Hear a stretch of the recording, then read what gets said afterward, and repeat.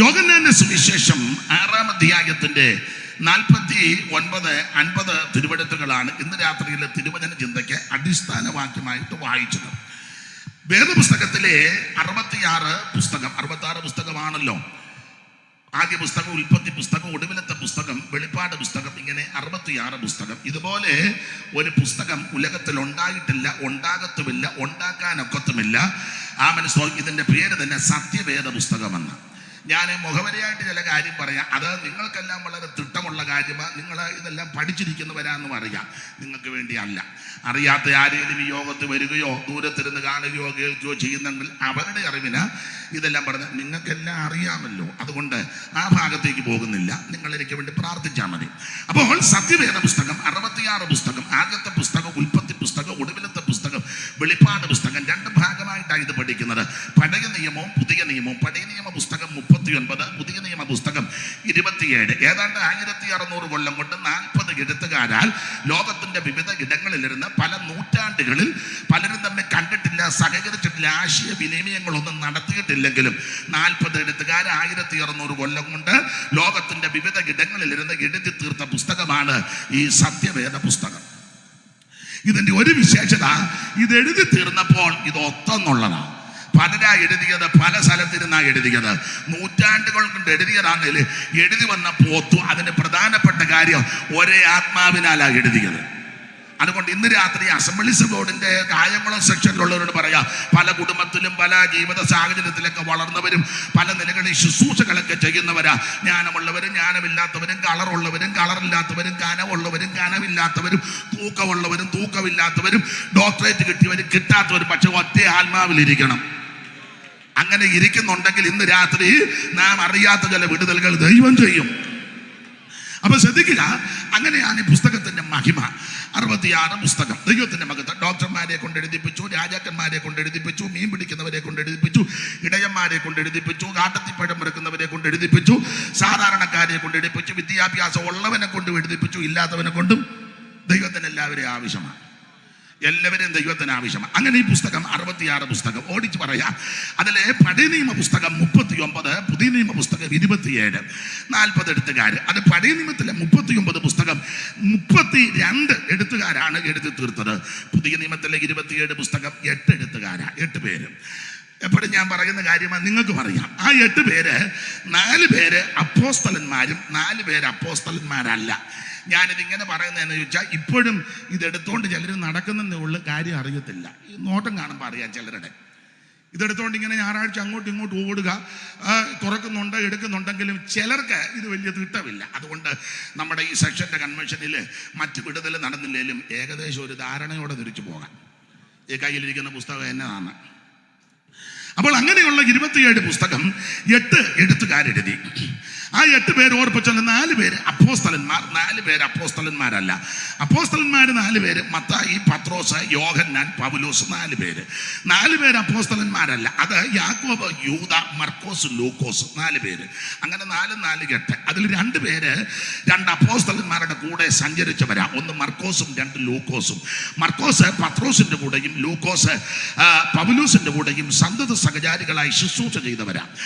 അങ്ങനെ തന്നെ പഠിക്കുമ്പോൾ ഈ പുതിയ നിയമത്തിലെ 27 പുസ്തകത്തിൽ കൂടുതൽ പുസ്തകം എഴുതിയത് പൗലോസ അല്ല. പുതിയ നിയമത്തിലെ അല്ലല്ലോ, വേദപുസ്തകത്തിലെ തന്നെ കൂടുതൽ പുസ്തകം എഴുതിയത് പൗലോസ. ദൈവത്തിന്റെ മഹത്വം. എന്നാൽ ഒന്നുകൂടെ തെളിച്ച് പറഞ്ഞാൽ, ഏറ്റവും കൂടുതൽ പുസ്തകമായിട്ടൊന്ന് പഠിച്ചാൽ ഏറ്റവും കൂടുതൽ പുസ്തകം എഴുതിയത് ദാവീദാ. 180 സങ്കീർത്തനത്തിൽ ഏതാണ്ട് 50 സങ്കീർത്തനവും ദാവീദ് എഴുതിയതെന്ന തെളിവുകളും ചരിത്രവും. അപ്പോൾ അതവിടെ നിൽക്കട്ടെ. പുതിയ നിയമത്തിലെ പുസ്തകങ്ങളിൽ 2ാം സ്ഥാനത്ത് എഴുതി തീർത്തയാളാണ് യോഹന്നാൻ അപ്പോസ്തലൻ. ദൈവത്തിന് മഹത്വം. 5 പുസ്തകം യോഹന്നാൻ എഴുതി. 1 ഒരു സുവിശേഷ പുസ്തകം, 2 3 ലേഖനങ്ങൾ നമുക്ക് തന്നു, 1 വെളിപ്പാട് പുസ്തകം. അങ്ങനെ 3ഉം 2ഉം 5 പുസ്തകം യോഹന്നാൻ എഴുതി. അത് പഴയ നിയമത്തിലെ 5 പുസ്തകം എഴുതിയ മോശയോട് കിടപിടിക്കുന്ന ഭാഗങ്ങളാണ്. മോശ പഞ്ചഗ്രന്ഥം എഴുതി, ഇദ്ദേഹം പുതിയ നിയമത്തിൽ 5 പുസ്തകം എഴുതിയെന്ന. അതവിടെ നിൽക്കട്ടെ. അപ്പോൾ തന്നെ ഈ എഴുത്തിനൊക്കെ വിശേഷതകളുണ്ട്, എല്ലാ ഭാഗവും എടുക്കുന്നില്ല. പുതിയ നിയമത്തിലെ 27 പുസ്തകത്തിൽ ആദ്യത്തെ 5 പുസ്തകം, ഞാൻ അങ്ങനെ പറയുന്നത്, 5 പുസ്തകം ചരിത്ര പുസ്തകങ്ങളാണ്. 5 പുസ്തകം ചരിത്ര പുസ്തകമാണ്. പിന്നീട് ലേഖന പുസ്തകങ്ങളാണ്. റോമാലേഖനം മുതൽ യൂദയുടെ ലേഖനം വരെ 21 ലേഖനങ്ങൾ. അത് മുഴുവൻ ഉപദേശമാണ്. ഒടുവിൽ മറ നീക്കി വെളിപ്പെടുത്തി കൊടുത്ത വെളിപ്പാട് പുസ്തകം. ഇങ്ങനെയാണല്ലോ 27 പുസ്തകം. അതിലാദ്യത്തെ 5 പുസ്തകം ആ 5 പുസ്തകം ചരിത്ര പുസ്തകങ്ങളാണ്. എന്തോ ചരിത്രം. അത് രണ്ടായിട്ട് തരംതിരിച്ച് നമ്മൾ പഠിക്കും. ആദ്യത്തെ 4 പുസ്തകം യേശു ക്രിസ്തുവിന്റെ ചരിത്രമാണ്. ആദ്യത്തെ 4 പുസ്തകം മത്തായി, മർക്കോസ്, ലൂക്കോസ്, യോഹന്നാൻ, യേശു ക്രിസ്തുവിന്റെ ചരിത്രം. അല്ല, ഒരു കാര്യം കൂടെ പറയാ, ഏറ്റവും നല്ല ചരിത്രം അത് യേശുവിൻ്റെതാ. കേൾക്കാൻ കൊള്ളാവുന്ന ചരിത്രം യേശുവിൻ്റെയാ. കേട്ടിരിക്കാൻ പറ്റാവുന്ന ചരിത്രം യേശുവിൻ്റെയാ. കേട്ടാ വല്ലോ നടക്കുന്ന ചരിത്രവും യേശുവിൻ്റെയാ. നമ്മുടെ ചരിത്രം ഒന്നും പറയാതിരിക്കുന്നതാ. പിന്നെ അതാണ് അത്. അധികം നമ്മുടെ ചരിത്രം ഒന്നും ഒറ്റ വാക്കി വല്ലതും പറഞ്ഞാൽ വലിയ കുഴപ്പമില്ല. കണ്ടമാനം പറയരുത്, അന്യോന്യവും പറയരുത്. അതാ നല്ലത്. ഒറ്റ വാക്കി പറയണം. പണ്ട് എനിക്ക് വിവരമില്ലെന്നാണ് എല്ലാവരും പറയുന്നത് ശരിയുമാണ്. അപ്പം അത് സത്യമായ കാര്യമാണ്. വിവരദോഷിയാകുന്ന എന്നെയും ദൈവം ഇങ്ങനെ നടത്തുന്നു. അപ്പോൾ ചിലർ പറയുന്നത് അങ്ങനെ. അതുകൊണ്ട് വിവരമില്ലല്ലോ, അതുകൊണ്ടൊരു കാര്യം പറയാം. പണ്ട് ഒരു യോഗത്തിന് എന്ന് ഇരിക്കുക, ഞാൻ സദസ്സിലായിരിക്കുന്നത്. അപ്പോൾ പ്രസംഗിച്ച ആൾ പറഞ്ഞു, ഞങ്ങളുടെ കുടുംബം ഏതാണെന്ന് അറിയാമോ?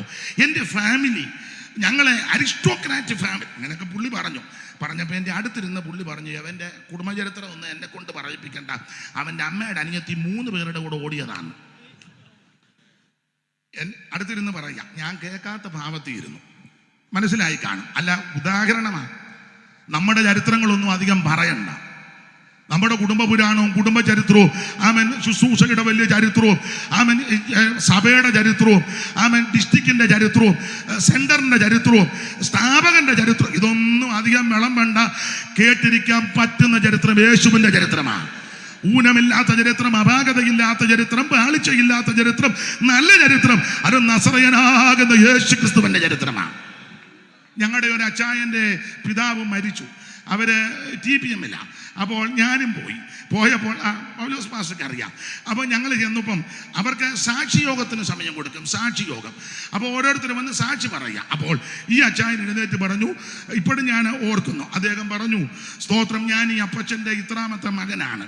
ഞാൻ ചരിത്രങ്ങളൊന്നും പറയുന്നില്ല. എല്ലാ ചരിത്രവും, എല്ലാവരുടെയും ചരിത്രവും എല്ലാവർക്കും അറിയാമല്ലോ. നിർത്തി. അല്ല, അതാണ് നല്ലത്.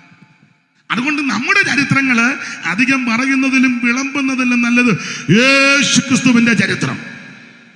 കേൾക്കാൻ കൊള്ളാവുന്ന ചരിത്രം, നല്ല ചരിത്രം, ഇമ്പമേറിയ ചരിത്രം, കേട്ടിരിക്കുന്ന ചരിത്രം, ഊനമില്ലാത്ത ചരിത്രം, അപാകതയില്ലാത്ത ചരിത്രം, കേട്ടാൽ വിടുതലുകൾ നടക്കുന്ന ചരിത്രം, അതാ യേശുവിന്റെ ചരിത്രം. ഭൂതങ്ങൾ വിട്ടുമാറുന്ന ചരിത്രം, രോഗികൾ സൗഖ്യമാകുന്ന ചരിത്രം, മുടന്തരെ തുള്ളിച്ചാടുന്ന ചരിത്രം, ചെകിടർക്ക് കേൾവി കൊടുക്കുന്ന ചരിത്രം, ഊമരെ സംസാരിപ്പിക്കുന്ന ചരിത്രം, മരിച്ചവനെ ഉയർപ്പിക്കുന്ന ചരിത്രം.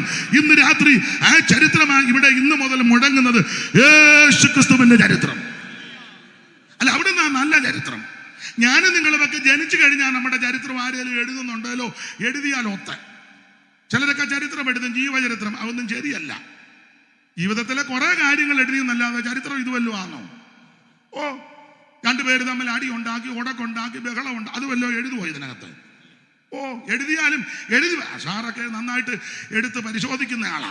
അവർക്കൊക്കെ നന്നായിട്ട് എഴുതിയാലും അങ്ങനെയുള്ള രംഗം വരുമ്പോൾ പറഞ്ഞത്, അങ്ങനെ ഇരിക്കുമ്പോൾ ചില അപസ്വരങ്ങൾ ഉണ്ടായി. വിസ്താര ഭയത്താൽ വിട്ടുകളയുന്നെന്ന്. വിസ്തരിച്ച പിന്നെ അടി ഉണ്ടാകും. അതാ ഞാൻ പറഞ്ഞ, നമ്മുടെ ചരിത്രം ഒന്നും പറയണ്ട. നല്ല ചരിത്രം യേശുവിന്റെ ചരിത്രമാണ്. അതെന്താ? അയ്യോ, ഞാനും നിങ്ങളും ജനിച്ചു കഴിഞ്ഞാൽ ചരിത്രം പറയുകയും ചരിത്രം എഴുതുന്നത്. യേശു ക്രിസ്തു ജനിക്കുന്നതിന് മുന്നേ ചരിത്രം വെച്ചിരിക്കുക. എന്തുവാ അവിടുന്ന് ജനിച്ചത്? കൊരിന്ത്യലേഖനം 15 വായിക്കുന്നത് തിരുവെടുത്ത് പറഞ്ഞതുപോലെ അവൻ സ്വന്തം മരിച്ചതും അടക്കപ്പെട്ടതും ഉയർത്തെഴുന്നേറ്റതും. ഒന്ന് കേറ്റി പറഞ്ഞാൽ തിരുവെടുത്ത് പറഞ്ഞതുപോലെ ഇങ്ങോട്ട് വന്നതും ഇവിടെ ജീവിച്ചതും ഇവിടെ കഷ്ടം സഹിച്ചതും ഇവിടെ മരിച്ചതും ഇവിടെ അടക്കപ്പെട്ടതും ഉയർത്തപ്പെട്ടതും ജനിക്കുന്നതിന് മുമ്പേ ചരിത്രം എഴുതി വെച്ചിരിക്കുക. അറിവുള്ള വാക്യം വായിച്ചോ. ജനിക്കുന്നതിന് 700 കൊല്ലം മുമ്പ് എഴുതിയ ചരിത്രം വായിച്ചോ. 7:14, 7:14, 9:6, 5:2 ഏതൊക്കെയാണെന്നായിരിക്കും. യെശയ്യാ പ്രവചനം 7:14, യെശയ്യാവ് 9:6, മീഖാ പ്രവചനം 5:2. ചടികടാന്ന് 2 പേരും അടുത്തിരിക്കുകയോ വായിക്കും. പെട്ടെന്ന് വായിക്കും, പെട്ടെന്ന്. അതുകൊണ്ട് കർത്താവ് തന്നെ നിങ്ങൾക്കൊരടയാളം തരും. അതുകൊണ്ട് കർത്താവ് തന്നെ നിങ്ങൾക്കൊരടയാളം തരും. ഗർഭിണിയായി ഒരു മകനെ ക്രിസ്തുവേശുവിന്റെ തിരുപ്പറവിയെ സംബന്ധിക്കുന്ന പ്രവചന ദൂത് ക്രിസ്തുവേശു ജനിക്കുന്നതിന് മുമ്പേ ഈ ചരിത്രം എഴുതി വച്ചിരിക്കുക. കന്യകാസുതനായി ധരയിൽ വന്നുദിച്ച കന്യകാസുതനായി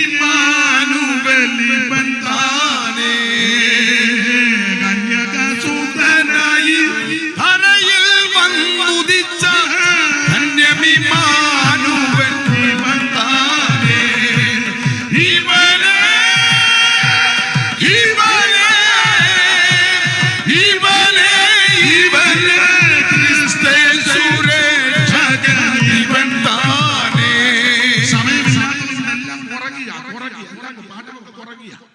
അപ്പൊ ശ്രദ്ധിക്കുക.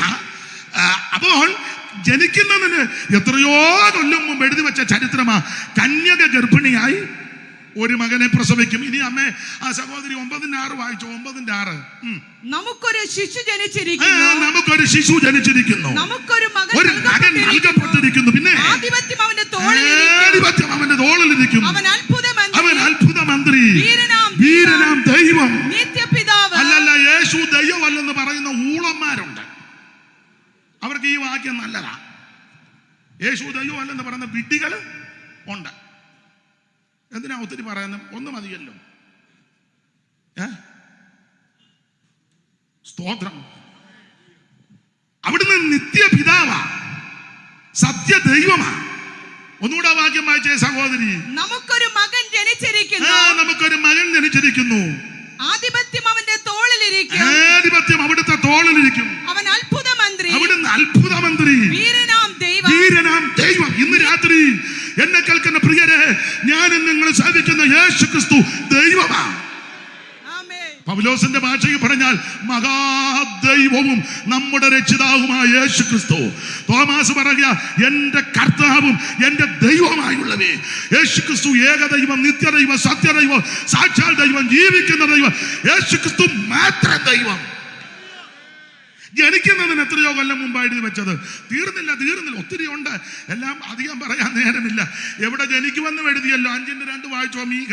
ഇതെല്ലാം അറിവുള്ള വാക്യമാ. സ്തോത്രം. അത് അറിവുള്ളതായതുകൊണ്ട് ചിലർ വേറെ പുസ്തകം പോലും തുറക്കുന്നില്ല. എനിക്കിഷ്ടമാണ്, കാരണം നല്ല തിട്ടമാണ്. ഇനിയും തുറക്കുകയും വേണ്ട. സഹോദരി വായി 5:2. നീയോ ബേത്ലഹേം എഫ്രാത്തേ, നീ യഹൂദാ സഹസ്രങ്ങളിൽ ചെറുതായിട്ടിരുന്നാലും ഇസ്രായേലിന് അധിപതിയായിരിക്കുന്നവൻ എനിക്ക് നിന്നിൽ നിന്ന് ഉത്ഭവിച്ചു വരും. ജനിക്കുന്നതിന് എത്രയോ കൊല്ലം മുമ്പ് എഴുതി വെച്ചിരിക്കുക. അതാ നല്ല ചരിത്രം യേശുവിന്റെയാ.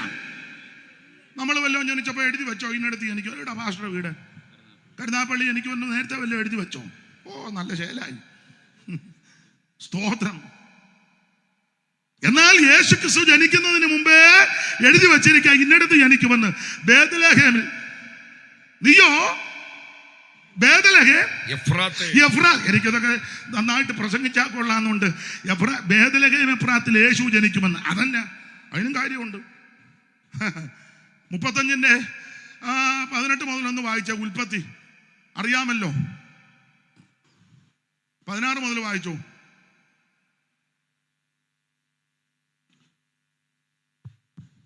അവർ ബേഥേലിൽ നിന്ന് യാത്ര പുറപ്പെട്ടു എഫ്രാത്തിലെത്തുവാൻ അല്പദൂരം മാത്രമുള്ളപ്പോൾ റാഹേൽ പ്രസവിച്ചു. പ്രസവിക്കുമ്പോൾ കഠിനവേദന ഉണ്ടായി. അങ്ങനെ പ്രസവത്തിൽ അവൾക്ക് കഠിനവേദനയായിരിക്കുമ്പോൾ സൂതകർമ്മണി അവളോട് ഭയപ്പെടേണ്ട, ഇതും ഒരു മകനായിരിക്കുമെന്ന് പറഞ്ഞു. അടുത്തത്, എന്നാൽ അവൾ മരിച്ചുപോയി. അതാ ഞാൻ വിവരിക്കുന്നില്ല, സമയമില്ലാത്തത് കൊണ്ട്. യാക്കോബും കുടുംബം എല്ലാം കൂടെ ബേഥേലിലേക്ക് യാത്ര ചെയ്യുമ്പോൾ എഫ്രാത്തിലെത്താൻ അല്പദൂരം ഉള്ളപ്പോൾ റാഹേൽ വഴിയരികെ വെച്ച് മരിക്കുക. അവിടെ വെച്ച് പ്രസവിച്ചു. കഠിനവേദന. അതിനെപ്പറ്റി വേറെ പഠിതാക്കൾ പറഞ്ഞത് രക്തം പോയിക്കൊണ്ടിരിക്കുക. കഠിനവേദന, ജീവൻ പോകുന്നു. അങ്ങനൊരു പദമുണ്ട്. ജീവൻ രക്തത്തിലാണല്ലോ. രക്തം പോയിക്കൊണ്ടിരിക്കുക. കാരണമുണ്ട്. അപ്പൻ പണ്ട് വന്ന് കൂടാരം പരിശോധിച്ചു പറഞ്ഞു, ആമൻ സ്തോത്രം, എനിക്ക് എഴുന്നേക്കാൻ പാടില്ല.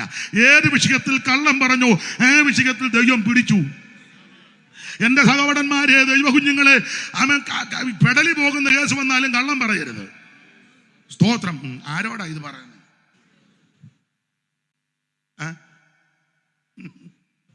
അല്ല, ഇത് പറയാതിരിക്കാനും ഒക്കത്തില്ലല്ലോ. സത്യം വിൽക്കുകയല്ല, സത്യം വാങ്ങണമെന്നാ പുസ്തകം പഠിപ്പിക്കുന്നത്. ദൈവത്തിന് മഹത്വം. ഇവൾ അപ്പനോട് കള്ളം പറഞ്ഞു.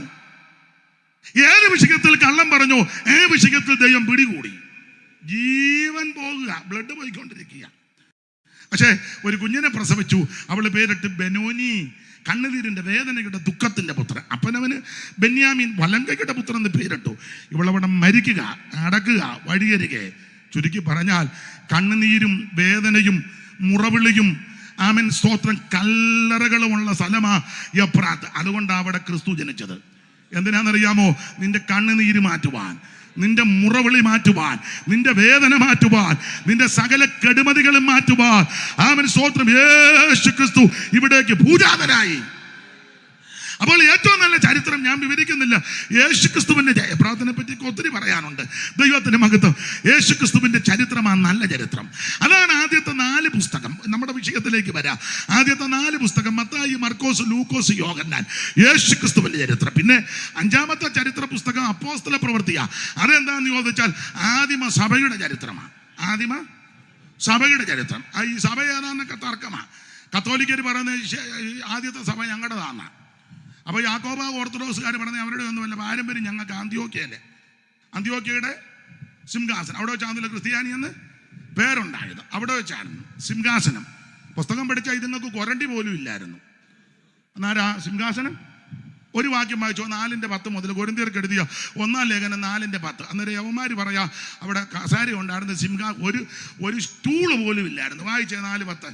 ഞങ്ങൾ ക്രിസ്തു നിമിത്തം ഭോഷന്മാർ, നിങ്ങൾ ക്രിസ്തുവിൽ വിവേകികൾ, ഞങ്ങൾ ബലഹീനർ, നിങ്ങൾ ബലവാന്മാർ, നിങ്ങൾ മഹത്തുക്കൾ, ഞങ്ങൾ മാനഹീനർ. ഈ നാഴിക വരെ ഞങ്ങൾ വിശന്നും ഞങ്ങളെന്ന അപ്പോസ്തലന്മാരുടെ കാര്യമാണ് എഴുതിയ പൗലോസും ശേഷമുള്ള അപ്പോസ്തലന്മാർ വന്ന് സാരാ ഞങ്ങൾ ബഹുവചനം. ഈ നാഴിക വരെ ഞങ്ങൾ വിശന്ന് ദാഹിച്ചും ഉടുപ്പാനില്ലാതെയും കുത്തുകൊണ്ടും സ്ഥിരവാസം കൂടാ. അപ്പൊ പിന്നെ എങ്ങനെ അന്ത്യോക്യ സിംഹാസനം വരുന്നേ? ഈ ബടലത്തരം പറയുന്നതിന് അതിര് വേണ്ടേ? അല്ലെ, ഇതിപ്പോ ഞാൻ പറഞ്ഞാലും ഒക്കുള്ളൂ. എനിക്ക് വിവരമില്ലാത്തതുകൊണ്ട് എനിക്ക് ഇത് പറയാൻ, പാസ്റ്റർക്ക് അങ്ങനെ പറയാൻ പറ്റുമോ? ഒന്നും ഒക്കത്തില്ല. പറഞ്ഞാൽ ഈ സെക്ഷനിൽ നിന്ന് ആദ്യം എതിർക്കും, പിന്നല്ലേ വേറെ സ്ഥലത്തോട്ട് പോകുന്നേ. ഈ നാഴിക വരെ ഞങ്ങൾ വിശന്നും ദാഹിച്ചും ഉടുപ്പാനില്ലാതെയും കുത്തുകൊണ്ടും, അടുത്ത പദമാ സ്ഥിരവാസം കൂടാതെ. അപ്പൊ ചിലര് പറയുന്നത് ശരിയായ സഭ കത്തോലിക്ക സഭ, തിരുസഭ. അപ്പൊ മറ്റൊരു അതൊന്നും അല്ലത് പിന്നെ ഉണ്ടായത് ഓർത്തഡോക്സ് ഞങ്ങളാണ്. യാക്കോബ 2 പക്ഷം ഒന്നും വിവരിക്കുന്നില്ല. അപ്പൊ കേരളത്തിൽ കൊണ്ട് ഞങ്ങൾ മാർത്തോമക്കാരാ ഒറിജിനൽ നിന്ന്. AD 52 തോമാച്ചൻ വന്ന് 4 ബ്രാഹ്മണ കുടുംബത്തെ മുക്കിയെന്ന് പറയുന്ന കള്ളി, കാളികാവ്, ശങ്കരപുരി, പകലോമറ്റ്. ഇതൊന്നും നിങ്ങൾ കേട്ടിട്ടില്ലേ? ഞാൻ പറയുന്നത് ഒക്കുന്നുണ്ടോ എന്ന് നോക്കിയിരിക്കുക. ദൈവത്തിന് മഹത്വം. ഒക്കുന്നുണ്ടോ? അത്ര പറഞ്ഞു. അപ്പൊ ചുരുക്കി പറഞ്ഞാൽ അവര് പറയുന്നത് 4 ബ്രാഹ്മണ കുടുംബത്തെ മുക്കി അതിന്റെ പിന്തുടർച്ചക്കാരാ ഞങ്ങളെന്ന് മാർത്തോമ. അപ്പൊ ഇവരെ കടത്തി വെട്ടിക്കൊണ്ട് വേറൊരു വകുപ്പുകാരുണ്ട്. അത് ഇവിടെ അധികമില്ല, കറ്റാനം കായംകുളത്തൊന്നുമില്ല. അങ്ങോട്ടുണ്ട് തിരുവല്ല, റാന്നി, ചിങ്ങവനം, കോട്ടയം സൈഡ്, ഉടവൂരൊക്കെ ധാരാളം. പിന്നെ കല്ലിശ്ശേരി അറിയാമല്ലോ, ജ്ഞാനായക്കാര്. അവര് പറയുന്നത് 345 വന്നെന്ന. ജ്ഞായിത്തൊമ്മൻ വള്ളത് നമ്മളതായിരുന്നോ നേരത്തെ? അല്ല, എന്നാലും തിട്ടമുണ്ടല്ലോ. അപ്പം അവര് പറയുന്നത് ഞങ്ങള് സിറിയയിലെ ഉറഹായിൽ നിന്ന് എഡേസാ തുറമുഖത്ത് നിന്ന് 72 കുടുംബം കപ്പല് വന്നെന്ന. കല്യാണത്തിനൊക്കെ ഒരു പാട്ട് പാടും. ഒത്തുതീരിച്ചവർ കപ്പൽ കയറി മലനാടു നോക്കി പുറപ്പെട്ടാറ്, കൊടുങ്ങല്ലൂരങ്ങീതെ വന്നിറങ്ങി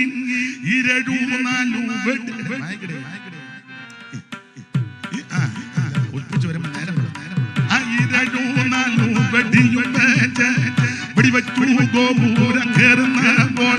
ശിപ്പായിമാരവർ വിളികൊള്ളുന്ന പള്ളിത്തണ്ടിന്മേൽ കൊടിയും കൂത്തി പാടാൻ നേരമില്ല.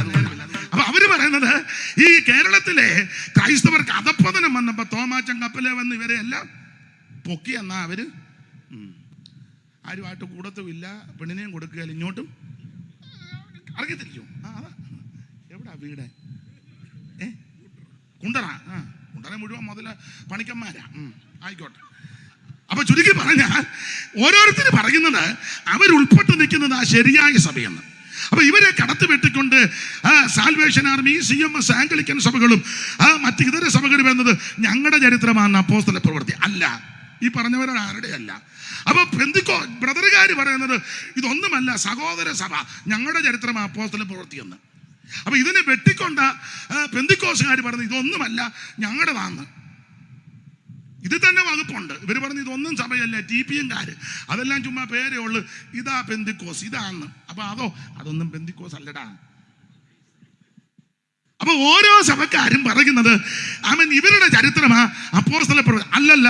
തിരുവചനത്തിന് വെളിച്ചത്ത് പറയാം, അപ്പോസ്തല പ്രവൃത്തിയിലെ ചരിത്രം രക്ഷിക്കപ്പെട്ട ദൈവമക്കളുടെ ചരിത്രമാ. യേശുക്രിസ്തുവിനെ രക്ഷിതാവായി സ്വീകരിച്ച, കർത്താവിനെ ഉള്ളത്തിലേറ്റെടുത്ത്, മാനസാന്തരപ്പെട്ട് പാപങ്ങൾ ഏറ്റുപറഞ്ഞ് യേശുവിനെ ഉള്ളത്തിലേറ്റെടുത്ത വിശുദ്ധന്മാരുടെ ചരിത്രമാണ് ആദിമസഭയുടെ ചരിത്രം. അതാ അപ്പോസ്തല പ്രവൃത്തി. അപ്പോൾ ആദ്യത്തെ 5 പുസ്തകം ചരിത്ര പുസ്തകം. ഇങ്ങനെ പറഞ്ഞാൽ അങ്ങനെ പറഞ്ഞ് ഞാൻ നിൽക്കും. സമയത്തെ ഭയപ്പെടുന്നത് കൊണ്ട് ഓടിച്ചങ്ങ് പോകുക, ഇടയ്ക്കത്തെ എല്ലാം അങ്ങ് വിടുക. ദൈവത്തിന്റെ മഹത്വം. അപ്പൊ ശ്രദ്ധിക്കുക. പിന്നീട് ലേഖന പരമ്പരകൾ, റോമാലേഖനം മുതൽ യൂദയുടെ ലേഖനം വരെ 21 ലേഖനം. അത് മുഴുവൻ ഉപദേശമാണ്. റോമാലേഖനം വിശ്വാസത്തോടുള്ള നീതീകരണം, നീതീകരിക്കപ്പെട്ട വിശുദ്ധന്മാരുടെ വിശുദ്ധീകരണം കൊരിന്ത് ലേഖനം, അങ്ങനെ വിശുദ്ധീകരിക്കപ്പെട്ട വിശുദ്ധന്മാരുടെ സ്വാതന്ത്ര്യം ഗലാത്യ ലേഖനം, സ്വാതന്ത്ര്യം പ്രാപിച്ച വിശുദ്ധന്മാരുടെ സ്ഥാനമാനം എഫേസ് ലേഖനം, സ്ഥാനമാനം പ്രാപിച്ച വിശുദ്ധന്മാരുടെ സന്തോഷം ഫിലിപ്പിയ ലേഖനം, അങ്ങനെ സന്തോഷം പ്രാപിച്ച ദൈവകുഞ്ഞുങ്ങളുടെ പ്രത്യാശ അതാണ് തെസലോനിക്ക ലേഖനം. പ്രത്യാശയുള്ളവർക്ക് പ്രമാണമുണ്ട്, അതാ തിമോഥെയോസും തീത്തോസിന്റെ ലേഖനം. അങ്ങനെ പ്രമാണമുള്ളവർ സൽപ്രവർത്തികളിൽ നന്നായിട്ട് ജീവിക്കണം, ഫിലേമോന്റെ ലേഖനം. അങ്ങനെയുള്ളവർക്ക് സ്തോത്രം, ദൈവം നല്ലതൊന്ന് കരുതി വെച്ചിട്ടുണ്ട്. എബ്രായ ലേഖനം ഏറ്റവും നല്ലതൊന്ന് മുൻകരുതി. അങ്ങനെ കരുതൽ പ്രാപിച്ച ദൈവമക്കളോട് പറയുക സ്തോത്രം, പ്രവൃത്തി കൊണ്ട് യേശുവിനെ വെളിപ്പെടുത്തി കൊടുക്കണം. കണ്ണിക്കുന്നതല്ല വിഷയം, ജീവിതത്തിൽ വെളിപ്പെടുത്തണം. ഇപ്പൊ എല്ലാവരും അങ്ങ് കണ്ണനക്കാരാ, അങ്ങോട്ടും ഇങ്ങോട്ടും കണ്ണിക്കുന്നു. ഈ ഒത്തിരി കണ്ണിക്കുന്നതിൽ നല്ലത് ജീവിതത്തിലൊന്ന് വെളിപ്പെടുത്തി കൊടുത്തേ. ഒത്തിരി കണ്ണിക്കേണ്ടി വരികയല്ല, അവർക്ക് പിടി കിട്ടും. അതാണ് യാക്കോബ് പറയുന്നത്, പ്രവൃത്തിയില്ലാത്ത വിശ്വാസം സ്തോത്രം. അപ്പോൾ യാക്കോബിന്റെ ലേഖനം അത് പ്രവൃത്തിക്ക് ഊന്നൽ കൊടുത്തുള്ള കാര്യങ്ങളാണ്. ദൈവത്തിന്റെ മഹത്വം. അതിനുശേഷമായിട്ട് പത്രോസിന്റെ 2 ലേഖനം ഭാഗ്യകരമായ പ്രത്യാശയ, ജീവനുള്ള പ്രത്യാശ, നിത്യജീവന്റെ പ്രത്യാശ. അതാണ് പത്രോസിന്റെ 2 ലേഖനം. അങ്ങനെയുള്ളവരോട് യോഹന്നാന്റെ ഉപദേശം ദൈവസ്നേഹത്തിൽ നിൽക്കണം. എല്ലാം ക്ഷമിക്കുന്ന, എല്ലാം പൊറുക്കുന്ന, എല്ലാം സഹിക്കുന്ന, എല്ലാം അത് വിട്ടുകളയുന്ന ആ ദൈവസ്നേഹം, അതാ യോഹന്നാന്റെ ലേഖനം. ഈ വിധത്തിലൊക്കെ നിൽക്കുന്ന ദൈവമക്കളോട് ഒടുവിലത്തെ ലേഖനം യൂദ പറയുന്നത് ഇങ്ങനെയൊക്കെ ജീവിച്ചാൽ എങ്ങനെ നീതീകരിക്കപ്പെട്ട്, വിശുദ്ധീകരിക്കപ്പെട്ട്, സ്വാതന്ത്ര്യപ്പെട്ട്, സ്ഥാനമാനം കാത്ത്, സന്തോഷത്തോടെ, പ്രത്യാശയോടെ, പ്രമാണത്തോടെ നിൽക്കുന്ന നിങ്ങളോട് പറയുക, വീഴാതെ വണ്ണം നിങ്ങളെ സൂക്ഷിച്ച് തന്റെ മഹിമാ സന്നിധിയിൽ കളങ്കമില്ലാത്തവരായി ആനന്ദത്തോടെ നിർത്തുവാൻ ശക്തിയുള്ളൊരു ദൈവമുണ്ട്. നീ തകർന്നു പോകാം, വീട് പോകാം, ദൈവം അനുവദിക്കത്തില്ല. ഇതാണ് ലേഖനങ്ങളെല്ലാം തരുന്ന ഉപദേശങ്ങൾ. അത് വിവരിക്കുന്നതിൽ ഓടിച്ചു പോകുക. നമ്മൾ ഇന്ന് രാത്രി ചരിത്ര പുസ്തകമാകുന്ന, ആദ്യത്തെ 4 ചരിത്ര പുസ്തകമാകുന്ന, യേശുക്രിസ്തുവിന്റെ ചരിത്ര പുസ്തകമാകുന്ന യോഹന്നാന്റെ സുവിശേഷം 6-ാം അധ്യായത്തിന്റെ 49-50 തിരുവെഴുത്തുകളാണല്ലോ വായിച്ചത്. ദൈവത്തിന്റെ മഹത്വം. യോഹന്നാന്റെ സുവിശേഷം മറ്റ് 3 സുവിശേഷത്തിൽ നിന്നും വ്യത്യസ്തമാണ് യോഹന്നാന്റെ സുവിശേഷം. ഒന്നുകൂടെ ഇടയ്ക്ക് കയറി പറയാ, ദൈവത്തിന് എന്താ ഈ സുവിശേഷം? ഇവിടെ ഇരിക്കുന്ന എല്ലാവർക്കും അറിയാം എന്തുവാ സുവിശേഷം. നിങ്ങൾ 2 സഹോദരിമാര് വായിച്ചു തരുന്നുണ്ടല്ലോ, നിങ്ങൾ തന്നെ പറഞ്ഞു, മൈക്കിൽ കൂടെ പറഞ്ഞു. ശരിയാ, പറയാൻ പോകുന്നത് ശരിയാ. പുറകെ പറഞ്ഞു, എനിക്ക് നോട്ടം കാണും പറയാ. ശരിയാ, ദാവീദിന്റെ സന്തതിയായി ജനിച്ച് മരിച്ച് അടക്കപ്പെട്ടെന്നുണ്ടോ? ഒന്ന് വായിച്ചേ, വായിക്ക്. വെള്ളം താ.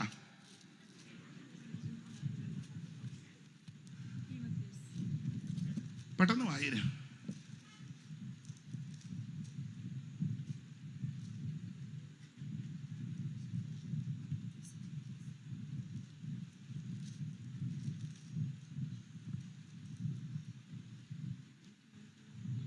ദാവീദിന്റെ സന്തതിയായി ജനിച്ചു മരിച്ചിട്ട് ദാവീദിന്റെ സന്തതിയായി ജനിച്ച് മരിച്ചിട്ട് ഉയർത്തെഴുന്നേറ്റിരിക്കുന്നു. മരിച്ചിട്ട് അടക്കപ്പെട്ടില്ല. പെട്ട ഒത്തിരി എണ്ണം ഉണ്ട്, ഇല്ലയോ? ഒത്തിരി, മുഴുവൻ പെട്ടിരിക്കുക. സ്തോത്രം. പെട്ടത് ഒത്തിരി ഉണ്ട്. യേശു അങ്ങനെ പെട്ടില്ല, മരിച്ചിട്ട് അവിടുന്ന് ഉയർത്തു. ദാവീദിന്റെ സന്തതിയായി ജനിച്ച് മരിച്ചിട്ട് ഉയർത്തെഴുന്നേറ്റ യേശു ക്രിസ്തുവിനെ ഓർത്തുകൊള്ളുവീൻ. അതാകുന്നു സുവിശേഷം. എന്നെ കേൾക്കുന്ന പ്രിയരെ, എന്താണ് സുവിശേഷം? സുവിശേഷം മതം മാറ്റമല്ല, സഭ മാറ്റുകയല്ല, സംഘടന മാറ്റുകയല്ല, ആൾക്കാരെ കൂട്ടി ഓളവും ബഹളവും മേളവും ഉണ്ടാക്കുന്നതല്ല, റോഡ് ബ്ലോക്ക് ചെയ്യുന്നതല്ല. അങ്ങനെയൊക്കെയാണ് ഇപ്പം നടക്കുന്നത്. റോഡ് അങ്ങ് ബ്ലോക്കാണ്. നമ്മൾ ഓടിച്ചു വരുമ്പോൾ റോഡിൽ ആവശ്യമില്ലാത്തതെല്ലാം വെച്ചേച്ചേ. നമുക്ക് ആവശ്യമില്ലാത്തതാ, അവർക്ക് ആവശ്യമാണ്. ബ്ലോക്കാ. നമ്മൾ അങ്ങോട്ട് വരും, ഇവനൊരു പൊടിമീശയും ആ മുണ്ട് ഇച്ചിരി ഒന്ന് കളത്തി എന്ന് പറഞ്ഞാൽ ഇവനെ പഴയ ട്രാഫിക് പോലീസ് അല്ലേ. എടാ, നിയമം എല്ലാവർക്കും ബാധകമല്ലേ? അധികാരികൾ എന്നാ കണ്ണടയ്ക്കുന്നേ? ഇതും കാണണ്ടായോ? നമ്മുടെ ഉപദേശമാരായാലും ഒരു മുക്കിനോ മൂലയ്ക്കോ നിന്ന് ഒരു പരസ്യവും നടത്തിയ ഉടനെ ഇവനെല്ലാം അങ്ങ് കുടുന്നു പൊങ്ങും.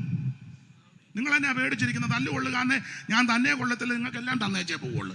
അങ്ങനെ തന്നെ ഞാൻ കൊണ്ടുവച്ച് പോകുമെന്ന്. അതുകൊണ്ട് നിങ്ങൾ യോജിച്ചിരുന്ന നമുക്ക് കിട്ടുന്നത് വീതം വെച്ച് എടുക്കാം. ഇങ്ങനെ അങ്ങനെയൊക്കെ ഇരിക്കണം. അല്ല പിന്നെ ഞാൻ തന്നെ എനിക്കും ദേഹം നോക്കുകയല്ലേ. അപ്പൊ ഒരു കാര്യം പറയാ, അവൻ റോഡ് ബ്ലോക്ക് ചെയ്യുന്ന നല്ല സുവിശേഷം, വടിവാളുകിറക്കി ഭീഷണിപ്പെടുത്തി മതത്തിൽ ചേർക്കുന്ന നല്ല സുവിശേഷം, തോക്ക് ചൂണ്ടിക്കാണിച്ച് ഭീഷണിയുടെ സ്വരം മുടക്കി മതത്തിൽ ചേർക്കുന്ന നല്ല സുവിശേഷം, നാട്ടുകാരുടെ സ്വൈര്യം കെടുത്തുന്ന നല്ല സുവിശേഷം. പിന്നെ എന്തുവാ സുവിശേഷം? സുവിശേഷം മതം മാറ്റമല്ല, ആമേൻ സ്തോത്രം. സഭ മാറുകയല്ല, സംഘടന മാറുകയല്ല. സുവിശേഷം എന്ന് പറയുന്നത് ഒരു വ്യക്തിയാ.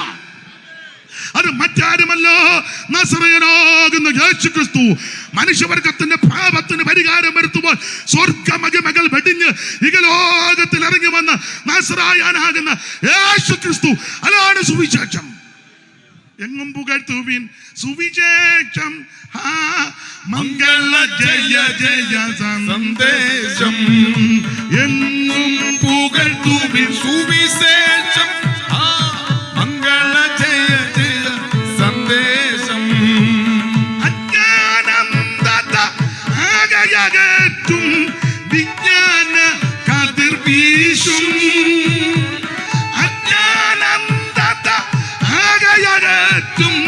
വിജ്ഞാന കതിർ വീശും. വേദാന്ത പൊരുൾ സുവിശേഷം. മംഗള ജയ ജയ സന്ദേശം. വേദാന്ത പൊരുൾ സുവിശേഷം. മംഗള ജയ ജയ സന്ദേശം. എങ്ങും പുകഴ്ത്തുവിൻ സുവിശേഷം. മംഗള ജയ ജയ സന്ദേശം. എങ്ങും പുകഴ്ത്തുവിൻ സുവിശേഷം. മംഗള ജയ ജയ സന്ദേശം. കരമുയർത്തി ദൈവത്തെ മഹത്വപ്പെടുത്ത. അപ്പൊ ഓടിച്ചു പറയാ, എന്താണ് സുവിശേഷം? അത് യേശു ക്രിസ്തു. എന്തിനാ സുവിശേഷം? എന്തിനാ? ചില ആൾക്കാർ പറയുന്ന കുറെ അവന്മാരുടെ വൈദ്യപ്പഴപ്പാണ്. ഇന്നാള് ഞങ്ങൾ പോയപ്പോ ഒരു തള്ള മതിലിനകത്ത് നിന്ന് പറയാം, ആണ്ടെ പണിയില്ലാത്ത കുറെ അവന്മാര്. ഈ ബോധക്കേടുകാരി തള്ളയോട് എന്നാ പറയാനാ? ഇവിടെ ഇരിക്കുന്ന ഇങ്ങോട്ട് നോക്കിയാൽ സ്റ്റേജിൽ ഇരിപ്പ് കണ്ടില്ലേ? എല്ലാം വിദ്യാഭ്യാസവും വിവരമുള്ളതാ, ഇല്ലാത്തത് എനിക്കേ ഉള്ളൂ. നിങ്ങൾ നോക്ക്. അതുകൊണ്ടൊരു സ്തോത്രം പോലും ചിലർ പറയുന്നില്ല. കാരണം ഭയങ്കര ജ്ഞാനവും അറിവും കൃപയുള്ളത് കൊണ്ടല്ല ഇരിക്കുന്ന. നിങ്ങൾ ഇങ്ങോട്ട് നോക്ക്. ഇവരെല്ലാം നല്ല ജ്ഞാനമുള്ളവരും ഡോക്ടർമാരും റവറന്റുമാരും ഒക്കെയാ. അവൻ വെറും പീത്ത ജ്ഞാനേ ഉള്ളൂ. എനിക്ക് ആ വിവരമില്ലാത്തത്. അതെ, ഇന്നാളൊരാൾ പറഞ്ഞ അയാൾക്ക് വിവരമൊന്നും ഇല്ലെന്ന് സത്യമാണ്. വേറൊരാൾ പറഞ്ഞു, അവനെ പുള്ളി പറഞ്ഞതാ, അവൻ്റെ തന്ത കള്ളുഷാപ്പിൽ ജോലിയല്ലേ, പുള്ളി പറഞ്ഞ ഭാഷയാണ്. അതിൻ്റെ സ്റ്റാൻഡേർഡ് സത്യമായി. എൻ്റെ അപ്പന് കള്ളുഷാപ്പിൽ ഒരു ചെറിയ ജോലിയായിരുന്നു കേട്ടോ. അതെ, എൻ്റെ അപ്പം വളരെ കഷ്ടപ്പെടുത്തി ഞങ്ങളെ 4 മക്കളെ വളർത്തി. ഒരു കാര്യം അഭിമാനത്തോടെ പറയാം, കള്ളുഷാപ്പിൽ ജോലിയാണെങ്കിലും കുടിക്കത്തില്ലായിരുന്നു. 50 വർഷം ജോലി ചെയ്ത് കുടിക്കുകയല്ല, വലിക്കത്തില്ല. ഈ പറഞ്ഞ പുള്ളിയുടെ തന്ത കള്ളുഷാപ്പിൽ നിന്ന് ഇറങ്ങുന്നില്ല കുടിക്കാൻ. അത് വേറെ വിഷയം, പോട്ടെ. എന്നാലും എൻ്റെ അപ്പനെ പറ്റി പറയുമ്പോൾ എനിക്ക് അഭിമാനമാണ്. അദ്ദേഹം ഞങ്ങളെ ദൈവകൃപയാകട്ടോ ഞങ്ങളെ 7 മക്കളാ, 3 എണ്ണം മരിച്ചു. ഞങ്ങൾ 4 പേര് നിലവിലുണ്ട്. ഞങ്ങളെ 4 പേരെയും അത് അഹങ്കരിച്ച് പറയല്ല, ഒരാടെ മുന്നിൽ കൈ നീട്ടാൻ വിട്ടില്ല. പള്ളിക്കൂടം തുറക്കുമ്പോൾ എന്തെങ്കിലും പേന അതാ, പേപ്പർ ഇതാ, ബുക്ക് കൊടുക്കുന്നുണ്ടോ, ബാഗ് കൊടുക്കുന്നുണ്ടോ, പെൻസിലുണ്ടോ, തൂക്ക് റബ്ബർ വിട്ടിട്ടില്ല. ആ ഉള്ള സാഹചര്യത്തിൽ ഉള്ളതുപോലെ ഞങ്ങളെ കഷ്ടപ്പെട്ട് എൻ്റെ അപ്പനും അമ്മയും എന്നെ വളർത്തി. അത് അഭിമാനമല്ലേ? ഞാൻ അമേരിക്ക ചെന്നപ്പോൾ ഇത് പറഞ്ഞപ്പോൾ കള്ളുഷാപ്പിൽ ജോലി അപ്പൻ്റെ ഒരുത്തൻ പറഞ്ഞു, അതൊന്നും പറയരുത്. ഞാൻ പറഞ്ഞു, പോടാ, എൻ്റെ തന്തയുടെ കാര്യം ഞാൻ പറയാതെ നീ പറയൂടാന്ന് ചോദിച്ചു. എൻ്റെ തന്തയുടെ കാര്യം ഞാനല്ലേ പറയണ്ടേ? യവൻ പറയുമോ? ഇവൻ പറഞ്ഞാൽ ഒക്കുവോ? ദൈവത്തിൻ്റെ മഹത്വം. ആട്ടെ, നമുക്ക് ആ വിഷയമൊക്കെ അങ്ങ് വിട്ടേക്കാം. എന്തിനാ വെറുതെ അലോഹ്യം ഉണ്ടാക്കുന്നത്? ഒരു കാര്യം പറഞ്ഞത്, ഇവരെല്ലാം വിദ്യാഭ്യാസവും വിവരവും കുടുംബശ്രേഷ്ഠതയൊക്കെ ഉള്ളവരാ. വല്ലോ ഇല്ലാത്തത് ഞാനാ. അപ്പൊ ഒരു ജോലിയും കൂലിയും മേലെ ഇല്ലാത്തവരല്ലിവര്. പിന്നെന്താ? സ്തോത്രം. യേശുവിന്റെ സ്നേഹം, രക്ഷയുടെ സന്തോഷം, ഇത് ഞങ്ങൾ അനുഭവിച്ചു കഴിഞ്ഞപ്പോൾ ഇത് മറ്റുള്ളവരും കൂടെ അനുഭവിക്കണം. അതിനായി യോഗം ക്രമീകരിക്കുന്നതും ഈ ലഘുലേഖ തരുന്നതും ഈ മുക്കിനും മൂലയ്ക്ക് നിന്ന് കർത്താവിനെ വിളിച്ചു പറയുന്നത്, വല്ല ഒരുത്തനെങ്കിലും രക്ഷപ്പെട്ടാൽ നിനക്കും നിന്റെ കുടുംബത്തിനും രക്ഷയാ, മറ്റൊരുത്തനും രക്ഷയില്ല. നാം രക്ഷിക്കപ്പെടുവാൻ ആകാശത്തിന് കീഴിൽ മനുഷ്യരുടെ ഇടയിൽ നൽകപ്പെട്ട ഒരേ ഒരു നാമം നസറയനാകുന്ന യേശുക്രിസ്തുവിന്റെ പരിശുദ്ധ നാമം. ഓടിച്ചു പോകുക. എന്താ സുവിശേഷം? യേശു ക്രിസ്തു. എന്തിനാ സുവിശേഷം? സകല മനുഷ്യരും രക്ഷപ്പെടാൻ. അതാ തീത്തോസ് 2:11 വായിച്ച്, സകല മനുഷ്യരും രക്ഷപ്പെടാൻ. മുമ്പേ പറഞ്ഞതാ, എങ്കിലും വായിച്ചോ 2:11 പെട്ടെന്ന് വായിര്.